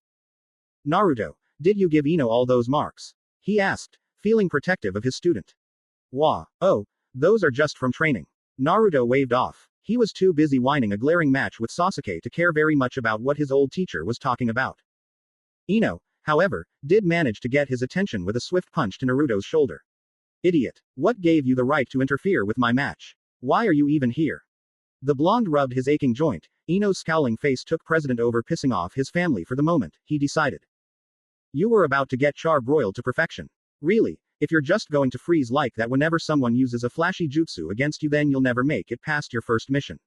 Naruto lectured even though he was technically still on his first mission. Anyway, I came here to walk you back to the shop since it's past 3 o'clock. Iruka blinked before pulling out a small watch from his vest. Sure enough, it was 10 past 3. That's odd, why didn't the bell go off? He asked. When he turned around, the Hokage was gone so he put 2 and 2 together. He acts more like my students than our supreme leader. Naruto laughed at that. Yeah, that's Ojiazan for you. The boy admitted. Alright, class is dismissed for the day, we'll continue with the standard sparring sessions tomorrow. Iruka stated, emphasizing the word, standard. Sasuke snorted. This boy was nothing special, blocking his grand fireball was a fluke. Whatever. He did pause before he started to walk away, however. Yamanaka, let's have another match sometime. With that, he was walking away. Naruto glared at Sasuke's retreating form while Ino stared after him with tiny stars in her eyes. He complimented me. Beat that, forehead girl. Sakura, who had joined the group along with Shikamaru, Choji and Kiba, almost popped a artery. Just you wait, Ino Buddha. I'll get Sasuke-kun yet. She swore. You two are troublesome, Shikamaru decided. However, now he knew who had been pushing Ino so much. You're Uzumaki Naruto. Naruto looked surprised that someone knew his full name and blinked. Yeah, do I know you? Shikamaru shook his head. No, but Ino spoke highly of you earlier. I wasn't expecting someone our own age to have helped her. Oh, Ino-chan talked about me, huh? Naruto poked the embarrassed girl in her ribs. What did she say? I said nothing. Isn't that right, Shikamaru? Ino not so subtly threatened. Shikamaru weighed the advantages of seeing his friend embarrassed versus getting the crap beat out of him. Kiba, however, beat Shikamaru to the punch. This is the loser you said could wipe the floor with me, Ino. He doesn't look like much. Akamaru barked his agreement from atop Kiba's head. Naruto instantly recognized the boy as a member of the other side of his family, ignoring Ino's now flushed face. An Inuzuka, right? Kiba narrowed his eyes. If this guy wanted to pick a fight he was all game. What about it? Nothing. Naruto waved the ill mood of Kiba off. Would you happen to know an Inuzuka Rin? The dog user's eyes shot up in surprise. I think so. She was my aunt or something. Got kicked out of the clan before I was born, though. Naruto's eyes twitched for just a moment before his nonchalant attitude is back again. Well, I should be getting back to the flower shop. Are you coming with me, Ino-chan? Sakura smirked at her rival. Ino did her best not to squirm under her gaze, but it was proving impossible. I'll be there in a few minutes, Naruto. You go on ahead and I'll catch up. The blonde shrugged and disappeared in a swirl of leaves. Iruka shook his head in amazement. Shunshin no Jutsu, just how much was Naruto holding back when I was teaching him? He asked himself before going back inside the academy with Mizuki in tow. Ino. Sakura studied the flustered blonde with a critical eye. There was something about Ino's attitude that sparked an interest for the pink-haired almost kunoichi. The way Ino and that Naruto guy acted with one another was at the heart of it, though. Why exactly is he at your house with your parents gone for the week? Ino narrowed her eyes in a warning gesture. His team was hired by my parents to help run the shop. How did he end up training you? Shikamaru asked. The lazy Nara was looking at the crater caused by the dual Kaden jutsus. He knows some impressive techniques for a genin. Well, he is the grandson of the Hokage. Ino reasoned. Most everyone there was eyeing her with varying degrees of emotion. Sakura with a smug look, Shikamaru with his usual lazy expression, the Hyugas with their usual blank stare, and barely controlled rage with Kiba. The blonde girl thought she saw Shino around somewhere, but she couldn't be sure. Choji took out a bag of chips to munch on. He did notice something strange, however, and brought it to everyone's attention. Why did he ask about Kiba's relative? Kiba's brow furrowed as he actually tried to think. It was most comical when Akamaru mimicked his partner. She was a weird person to ask about, too. My mom or sister, sure, they're pretty well known outside of the clan, but not my mom's little sister. She was taken off the clan register before I was even born. Hell, the only reason I know about her is because I found a picture of her once and asked my mom about her. Taken off a family register? Hinata asked in her haughty tone. She must have done something particularly horrible. The Inuzuka shrugged. I wouldn't know. I asked my mom why that was, but she told me to forget it. Kiba, how do you get those facial markings? The Nara asked. My birthmarks. I've had them since forever. Kiba answered, confused by the question. Shikamaru sighed upon hearing this. He had an idea about this, but it would be much too troublesome to look into it. Instead of playing detective, he waved goodbye to everyone and headed home with Choji following. Ino raised an eyebrow at her friend's sudden departure. That guy is damaged, she decided. A look at the school's clock made her flinch. I've really got to get going back to the shop. See you guys tomorrow. Sakura watched her rival casually run up the side of the academy and start to leap building to building. PSH, show off. She mumbled. Whatever. Neji, let's go home. Hinata ordered. Her cousin gritted his teeth, but nevertheless, he followed her out off the academy grounds. After that, most of the others dispersed and went their separate ways, none of them noticing the figure of the Hokage watching them from the academy roof. So, what did you think of Naruto's student? He asked. The sultry figure of Mitarashi Anko sauntered over to the old man, dango skewer in hand. Anko popped another dango into her mouth before answering. She's not too bad, I guess. Nowhere near Naruto or that Uchiha kid, though. The Sandame chuckled. Leave it to Anko to state things bluntly. You know, I think my grandson likes her. He closely watched her reaction out of the corner of his eye. Well, Anko swallowed the last piece of her snack. I can see why, she answered simply. I suppose you can. The Hokage took a long drag from his pipe as he stared off into the waning sun hanging over his city. So many people that he was personally responsible for, could he really help one person over all the others? Anko shifted from foot to foot waiting for the old man to say more. When it was clear she was going to have to speak, she groaned. Is watching some kids have a little tough the only reason you asked me to join you today, Hokage-sama? That was enough to break the elder Sarutobi out of his thoughts.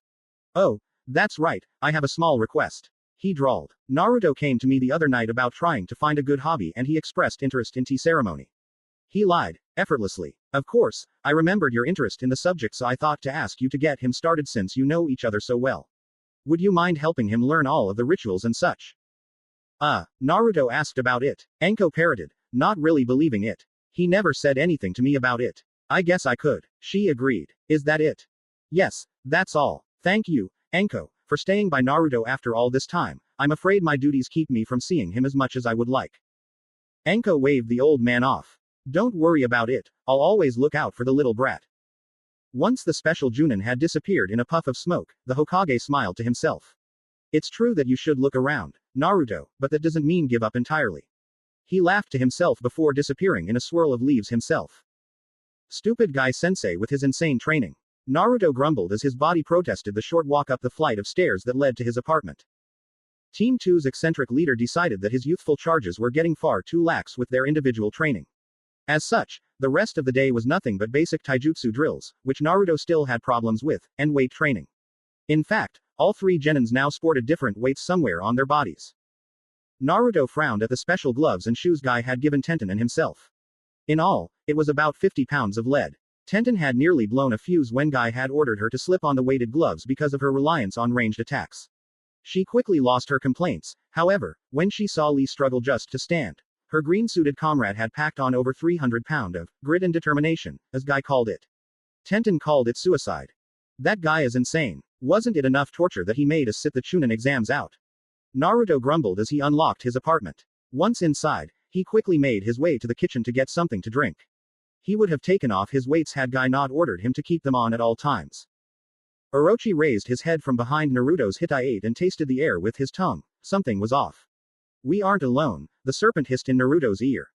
That simple statement had the boy's undivided attention. His eyes flared to life as a single tome appeared in each pupil. It was times like these he cursed his father's genetic trait of a slowly developing Sharingan. Naruto tried not to look suspicious as he calmly finished his drink. If the intruder thought he still had the element of surprise, then it would be easy to reverse the tables once, or if they attacked. Do you know where they're at? Naruto whispered as he leaned into his refrigerator to block his mouth movements. Orochi took another taste of the air and shook his head. No, the scent isn't as strong in the kitchen, though, so it's safe to assume they aren't in here. Naruto sighed. He did not need to play a game of hide and seek in his own apartment. Okay, time to improvise, he decided. The boy closed the refrigerator and exited the kitchen. Orochi, far more tuned into his partner's various moods, couldn't help but get worried by what he knew was going to happen. Naruto reached the doorway of his apartment before wheeling around to face his dark living room. Okay, I know someone is there, so come on out. Naruto declared. He imagined it was Konohamaru preparing another ambush for him since the boy was a bit overdue on the assassination attempt this week. Hurry up, kid, I want to get this over with so I can get some sleep. Guy-sensei put me through the ringer today. When the caped boy didn't emerge to challenge the blonde for the right to be Hokage, Naruto's eye started to twitch. It was late, he was tired, and Konohamaru already knew that the position of Hokage wasn't even an interest. Orochi's slitted eyes flickered with worry. Whoever was in the small apartment was very adept at hiding. If Naruto wasn't so tired, the boy probably would have realized that there was no way Konohamaru could have improved that much between his last ambush and this one. Weighing his options carefully, the snake quickly slithered into Naruto's shirt and down the surprised blonde's pants leg. Hey, where are you going? Naruto's question was interrupted by a kunai impeding itself deep into the doorframe behind him. It was in that instance, Naruto realized something was wrong. Raiden. Denryu no Jutsu. Naruto's head snapped back to attention as the far side of the living room lit up like a candle. The Uchiha could barely make out the glint of a hitai in the flickering light of the thunder technique. Quickly, too fast for the tired genin to even think of countering, the dancing electricity had closed the distance. The attack came in the form of a palm thrust to the boy's right shoulder. Naruto cried out in shock as pure electricity rippled into his muscles, causing them to spasm out of control. Through the pain, Naruto was barely aware that the attacker's other hand was going for his left calf muscle to completely immobilize him. In a fit of desperation, Naruto brought his left elbow down hard on the intruder's outstretched arm. Catching the man, as Naruto could now see the gender of his opponent clearly in his close proximity, unaware proved to be futile as a swift knee strike stopped his short-lived counter-attack. It did, however, force the attacker to halt his electrical discharge into Naruto's body. As Naruto crumpled to the ground, the intruder took a step back and surveyed his work. Pretty tough for a brat, he laughed. Most of the time, one shot that close to the heart would have sent a target into arrest. Naruto let him talk without interrupting. The more time the man ran his mouth, the more time he had to think of a way out of his current situation. The boy carefully started to test what in his body still worked. As the man had said, the attack was starting to cause his arm to spasm by itself. The smell of burnt flesh was also present, letting Naruto know the attack had also caused lasting physical damage. The boy supposed he was lucky that he couldn't feel his arm at the moment, or else he would most likely have passed out from the pain. I have to get help, Naruto decided. Still, he would need more time to think up a viable plan. What do you want? With me? The genin ground out against the muscle spasms. It seemed the effect was starting to spread. I'm just a genin. Because you are valuable. Even though the blonde couldn't see his attacker now that the electric jutsu was cancelled, he could almost hear the smile in the man's voice. The grandson of a Hokage, adopted or not, is still a nice trump card. Not to mention the other perks that come along with you. Naruto clenched his working fist. All of this was just a way to get to his grandfather. I won't let you do that, the boy stated as he started to gather chakra. Subtly, he moved his left hand underneath his body and started working his numb right hand into a series of seals. Fortunately, his attacker seemed not to notice these happenings. Instead, the man quietly laughed at Naruto's declaration. And how do you plan on stopping me in that condition? You're hardly. Naruto's clawed fist grinding into his gut stopped the man from continuing his taunting any further. With the Shikyaku no Jutsu in effect, the tingling sensation in his right arm was blunted enough that, with enough concentration, he could move it. Knowing that the man wouldn't be down for very long, Naruto focused his feral mind on one thing, Kakashi. If he could just make it across the hall. That wasn't a smart idea, kid, the man growled as he started to rise to his feet. With a feral snarl, Inu Naruto took a sharp swipe at the recovering shinobi. The man let out a curse as he threw himself backwards to avoid Naruto's newly grown claws. The speed of the assault, however, proved to be too much and Inu Naruto's fingers caught the metal Hitai-8 resting on the man's forehead. Still gripping the protector, Inu Naruto spun on his heels and threw himself at the door. With a sharp snap, the hinges burst from the wall and the door toppled over with the genin landing on top of it. Blocking out the sound of crackling electricity coming from behind him, Naruto bolted towards Kakashi's door and hit it with all of his body weight. When the lazy Junin didn't answer, he started to pound at the wooden barrier before his fists were silenced by an abrupt shock. The pain erupting from the base of his neck forced Naruto out of his jutsu. In a fit of desperation, Naruto hurled the Hitai-8 at the shinobi who now had his electrified hand clamped around his neck. The man merely snapped his head to the side and avoided the piece of metal as it went sailing down the hall. A simple increase in the amount of voltage in his attack sent Naruto into unconsciousness. Well, that took you long enough, Raijin, a second man said as he calmly walked down the apartment building's hall. His long white hair was held out of his glasses by a Hitai-8 identical to the one Naruto had used as a makeshift weapon. Raijin let out a groan as he lifted the blonde up onto his shoulders. Don't start, Fujin. I didn't know the kid would be this much of a problem. Fujin scowled. That means either our informant is an idiot or you are. Take your pick. Raijin simply chuckled as he set about looking for his Hitai-8. After a few moments, he shifted the unconscious Konoha nin on his shoulder and frowned. Hey, have you seen my? No, Fujin snapped. You'd better find it quickly, though. We have to get this area wiped and be out of the village in the next 10 minutes. Our informant could only give us a window of so long. Get off my back and start on the brat's apartment. I'll find the damn thing and then we can get the hell out of this place, Raijin growled, showing some annoyance. Fujin snorted but nevertheless walked into Naruto's apartment. A few moments later a dulled explosion of air rippled through the halls of the building. Seconds after that, Fujin walked back out, impassive as ever. It's finished, the man said as he adjusted his glasses. Did you find your Hitai-8 yet? No, I didn't. Screw it, though, Raijin sighed. He pushed his bushy mop of brown hair back and motioned to the fire escape. We have to get out of here now. By the time Konoha's Anbu find it, we'll be long gone. You know he won't admit anything to these leaf bastards. What kinds of charges can Konoha make with only a single Hitai-8? It was obvious by Fujin's frown that he didn't agree. But, he started to object when Raijin shook his head, silencing his protests. What's worse, leaving this bit of evidence for them to find in a few days or getting caught by the copy nin when he gets back from training his genins. Needless to say, the two were gone in the blink of an eye. Neither of them noticed the bluish snake coiled around a shiny plate of metal inside of the laundry chute. If a snake could grind its teeth, Orochi would have broken his fangs off in rage as he stared down at the small etching of 3 clouds on the metal plate. Hey, my kids are something else, Sarutobi Asuma stated as he took another drag from his cigarette. He, along with the other 2 junins that had taken on genins, were currently sitting in a small bar only a stone's throw from the Hokage Tower. It was a popular place for Konoha nins to simply unwind after work, and it was the closest place they could get tanked upon getting back from reporting from a mission. I mean, I hardly have to do any work with that Yamanaka girl barking out orders to them. We guys got lucky today. Miss Yamanaka is currently at the tower filling out our mission report because, you men are too stupid to do it correctly. I gave the boys a break by giving the team a week of self-training.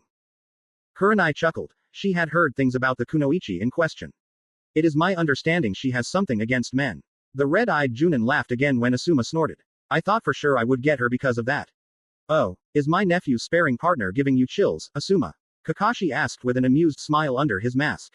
You might want to watch out during kunai practice. She might slip and take off little monkey. That succeeded in making the young Junin almost choke on his cigarette. The man quickly closed his legs in a protective manner as if Ino were going to jump from behind a random chair with a pair of scissors. Ha, ha, Kakashi.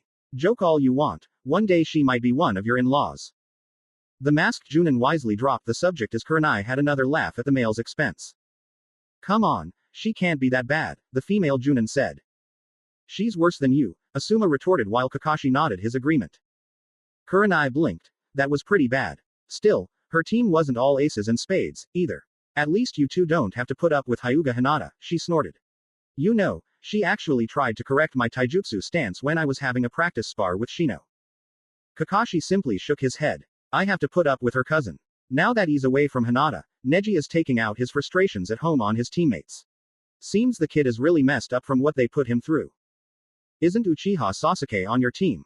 Asuma asked, imagining how the Hyuga's attitude would be oil to the Uchiha's water. Yes, I'm sure you can see what kind of team dynamic I have to deal with. The silver-haired Junin deadpanned. Sakura isn't any help, she just agrees with whatever Sasuke says. Asuma nodded in sympathy. I know what you mean. Between ordering Shikamaru and Choji around, Ino tells them to be more like Sasuke. I'm pretty sure Shikamaru is getting sick of it since he seems to have taken a small liking to her. Kakashi actually did laugh at that. Going after girls like that must run in his family. As Asuma, Kurenai, and Kakashi had a nice laugh at the expense of both Shikamaru and his wife-whipped father, the Junin Kunoichi noticed someone heading towards the Hokage tower out of the window of the bar. Isn't that Hokage-sama's grandson? She asked. The two men instantly stopped laughing and Asuma leaned over Kurenai to take a look. Sure enough, a young blonde wearing the trademark, Mitarashi Anko brand gray trench coat, was quickly making his way towards the tower. Hey, it's your nephew, Kakashi, Asuma said as he plopped back down in his chair. Kakashi's visible eyebrow rose. It was a bit late for Naruto to be visiting the Sandaime.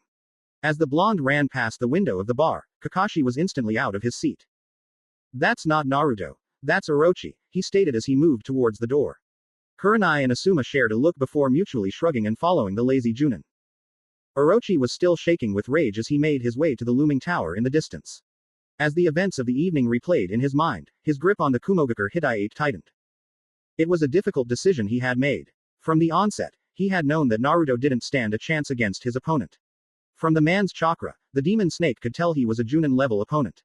Even with his help, Naruto wouldn't have lasted. At least this way he had evidence to back up his claim of Naruto's abduction. Yo, Orochi. The snake in Genin's clothing was instantly on the defensive as he turned towards the voice. Walking out of a nearby bar was none other than the copy nin of Konoha.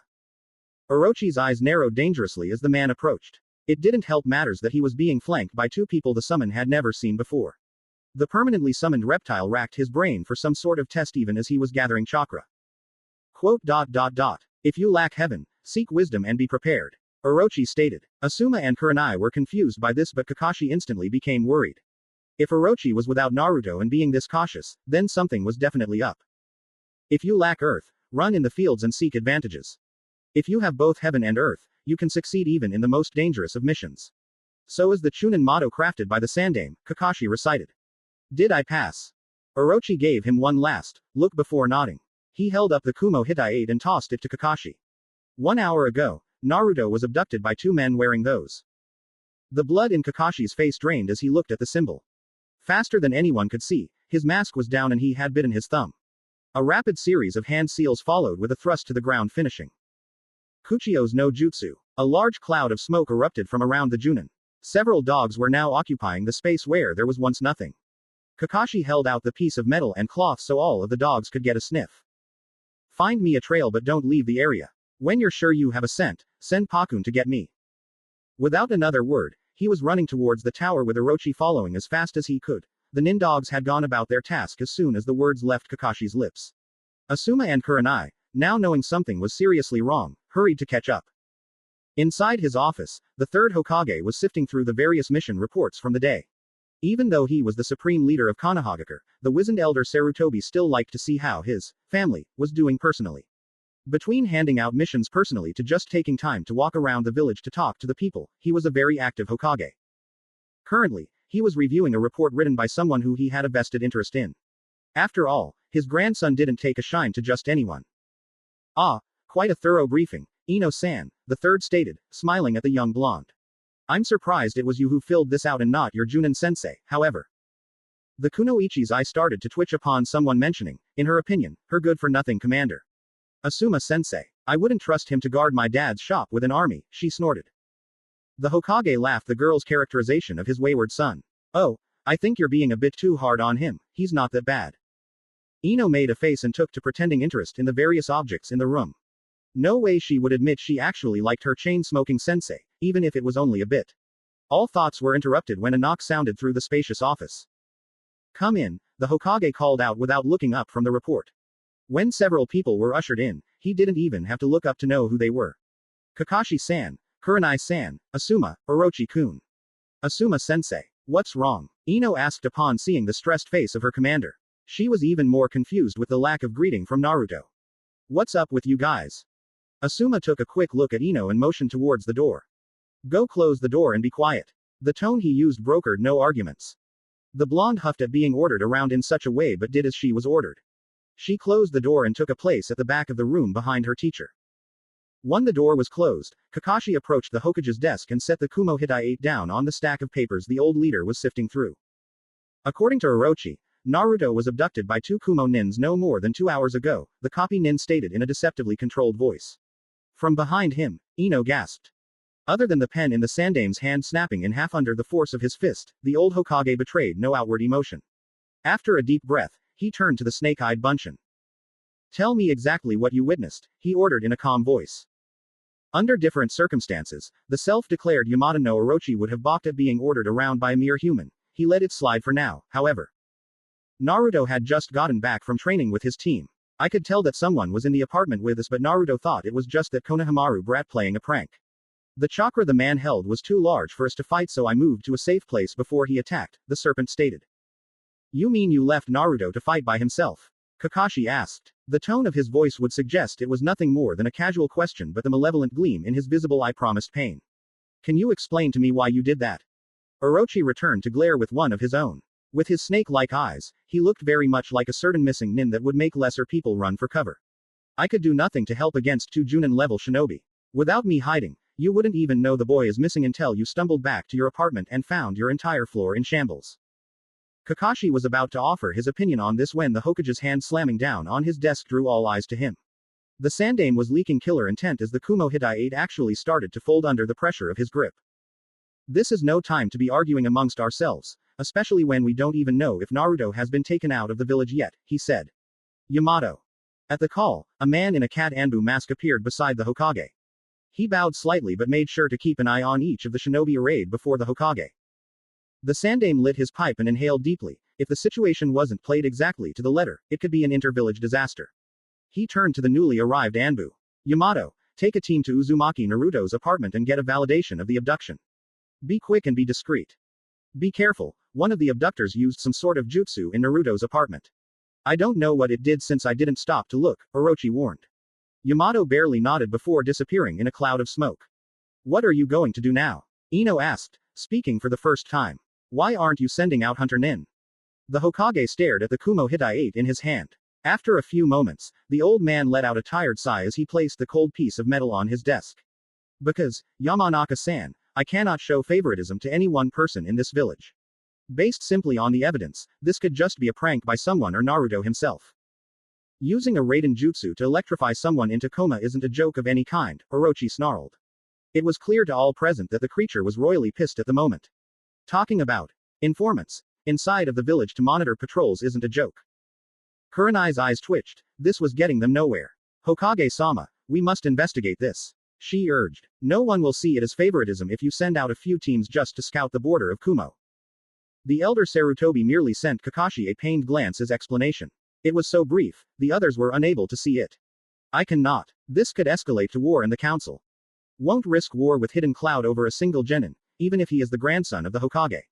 Asuma finished with a snort of disgust. That's what Kumogakure is banking on. They've gotten too bold after the Hyuga incident.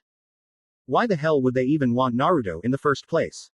Ino demanded. I mean, there are plenty of clans they could have gotten things from, so why him? He's just a genin. At this, Kurenai and Asuma turned to Kakashi. Neither of them had an answer for the girl. She has a point, Kurenai agreed. Although Naruto is the grandson of the Hokage, a hidden village wouldn't go to this much trouble just to get back at one man. They wouldn't risk war over something like that. The Hokage looked to Kakashi. It was the Junin's call on what he wanted to do. The copy nin groaned. This was getting them nowhere. The only thing I'll say is that Naruto has a family blood limit they probably feel they can steal. How Kumo found out about this, I don't know, Kakashi said. It was obvious that was all he would say on the matter. If we have reason to believe there is a spy, the council cannot deny a detachment to be sent out to track these people down even if it would risk war. I agree. Surprisingly, it was Asuma who spoke up. We'll get the answers when we find them. I request permission to lead an Anbu detachment to track them down. Kakashi turned to the younger Sarutobi with surprise while the Hokage knitted his eyebrows. A spy was a legitimate threat and it couldn't be linked to Naruto, so the council wouldn't fight as hard to block it. I suppose. Hokage-sama. Yamato interrupted the elder Sarutobi as he appeared back in the room. I am back with a preliminary report. When the Hokage motioned for him to continue, he turned towards the group of Junins and Genin. Uzumaki Naruto's apartment is completely empty. There is no sign of a struggle nor is there any visible damage other than the door frame. That's impossible, Kakashi shouted. How can there be nothing there when I ate breakfast with him this morning? The impassive mask of Yamato's turned towards Kakashi. As I said, Senpai, there is nothing in the boy's apartment. No furniture, no windows, no appliances, it's a hollow shell. It's as if he left and took everything he owns with him. That's bullshit. Naruto wouldn't just leave, Ino yelled, trembling in rage. Yamato actually shifted into a slight defensive stance just in case the girl decided to vent her frustrations on him. Asuma held out his hand to silence her, however, before she could show just how deep a grave her tongue could dig for her. Once she was silent, he turned to the Hokage with a blank look. So, they covered their tracks well, it seems. They want us to think Naruto left of his own accord and spend several days on an investigation geared towards inter-village conflict. The only thing they botched was leaving a single Hittite behind in a bunshin. Orochi bristled. I am not a bunshin, human, he snarled. Regardless of that, the Hokage started, cutting off any arguments. The council will block any move I make outside of an investigation. With this, even the spy claim is put into doubt. Ino was the first to respond as she recovered the fastest. What the hell do you mean? You're the Hokage, she yelled. Naruto is a shinobi of the village, won't the council want him back? The silence that came from the village elder was the only answer the young Yamanaka received. Kakashi ignored the group as his mind began to work. He had to get out of the village soon or the trail would be lost. If he simply left, certain enemies of his on the council could have him declared a missing nin very quickly. He had pissed off enough people on the council that, as a group, they could force the issue. If he had a legitimate reason for leaving, however. Hokage-sama, I believe I have some psychiatric leave I never took, Kakashi stated as his brain latched onto an idea. The Hokage's eyebrows knitted in confusion for a few moments before he recalled why that was. Of course, he smiled. Hitaki Kakashi, you are hereby allowed to take 1 week sabbatical leave. You may take your leave now and I'll deal with the paperwork. Kakashi nodded. Obito had saved his own son's life even in death, it seemed. As he hurried to the door, Ino blocked his way. I'm going, too. I don't know what's going on, but I owe that urchin head a lot. She declared. Besides, Asuma-sensei said we have personal training for the rest of the week. Asuma shot Kakashi an apologetic look. Once Ino made up her mind, it was hell getting her to back down.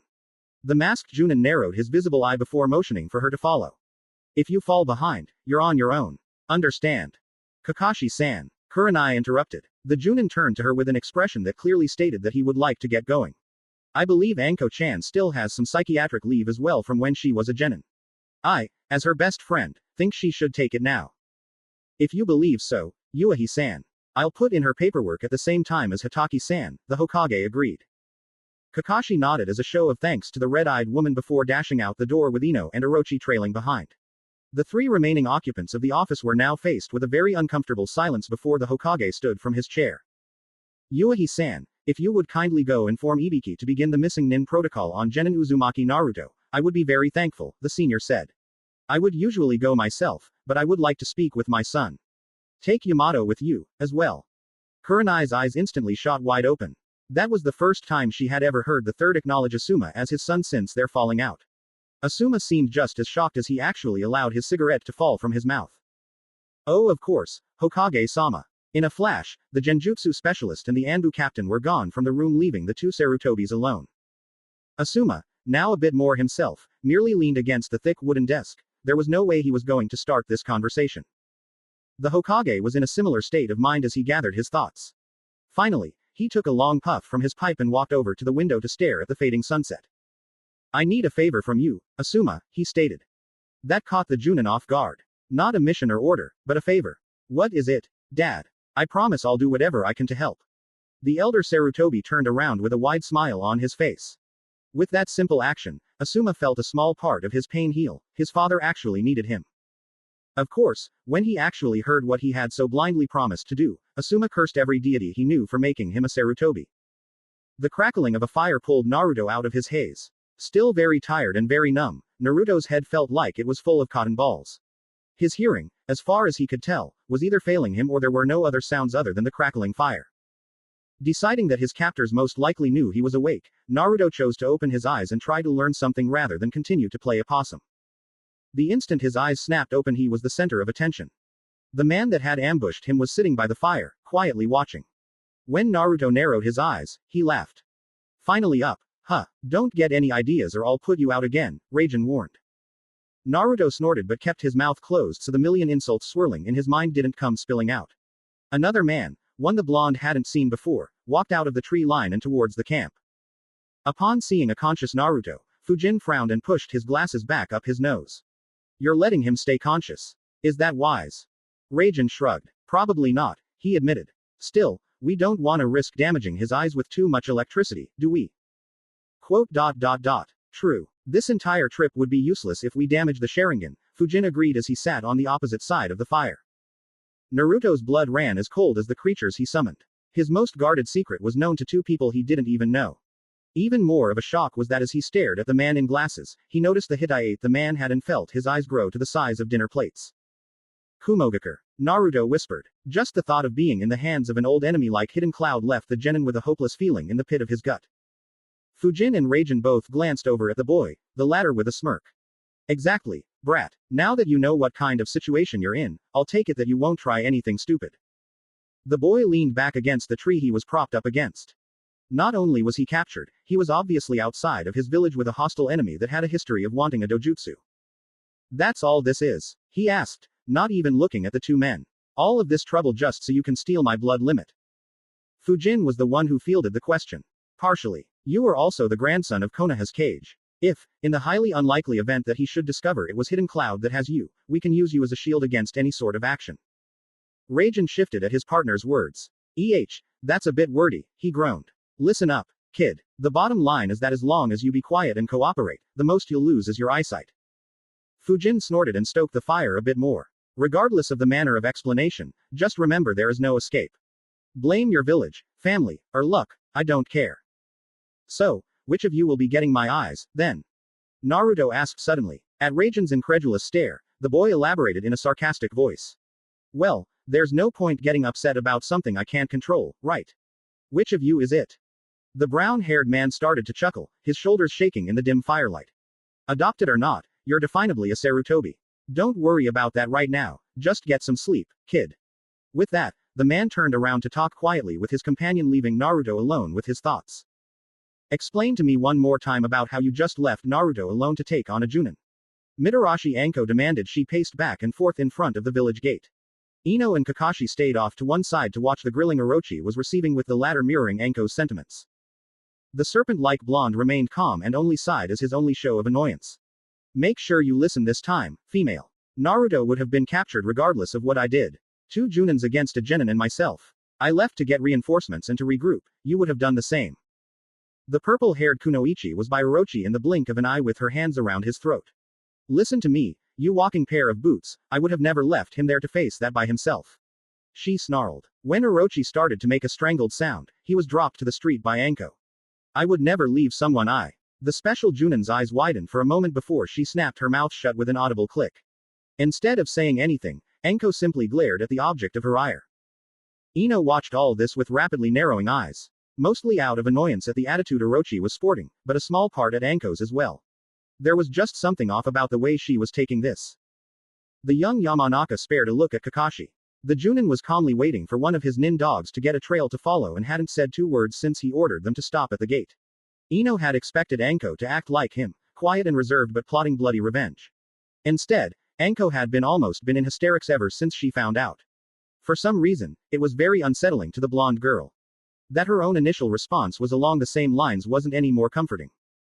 Apparently, Kakashi was tired of the arguing as well. Anko, He did the right thing, the Junin grudgingly agreed.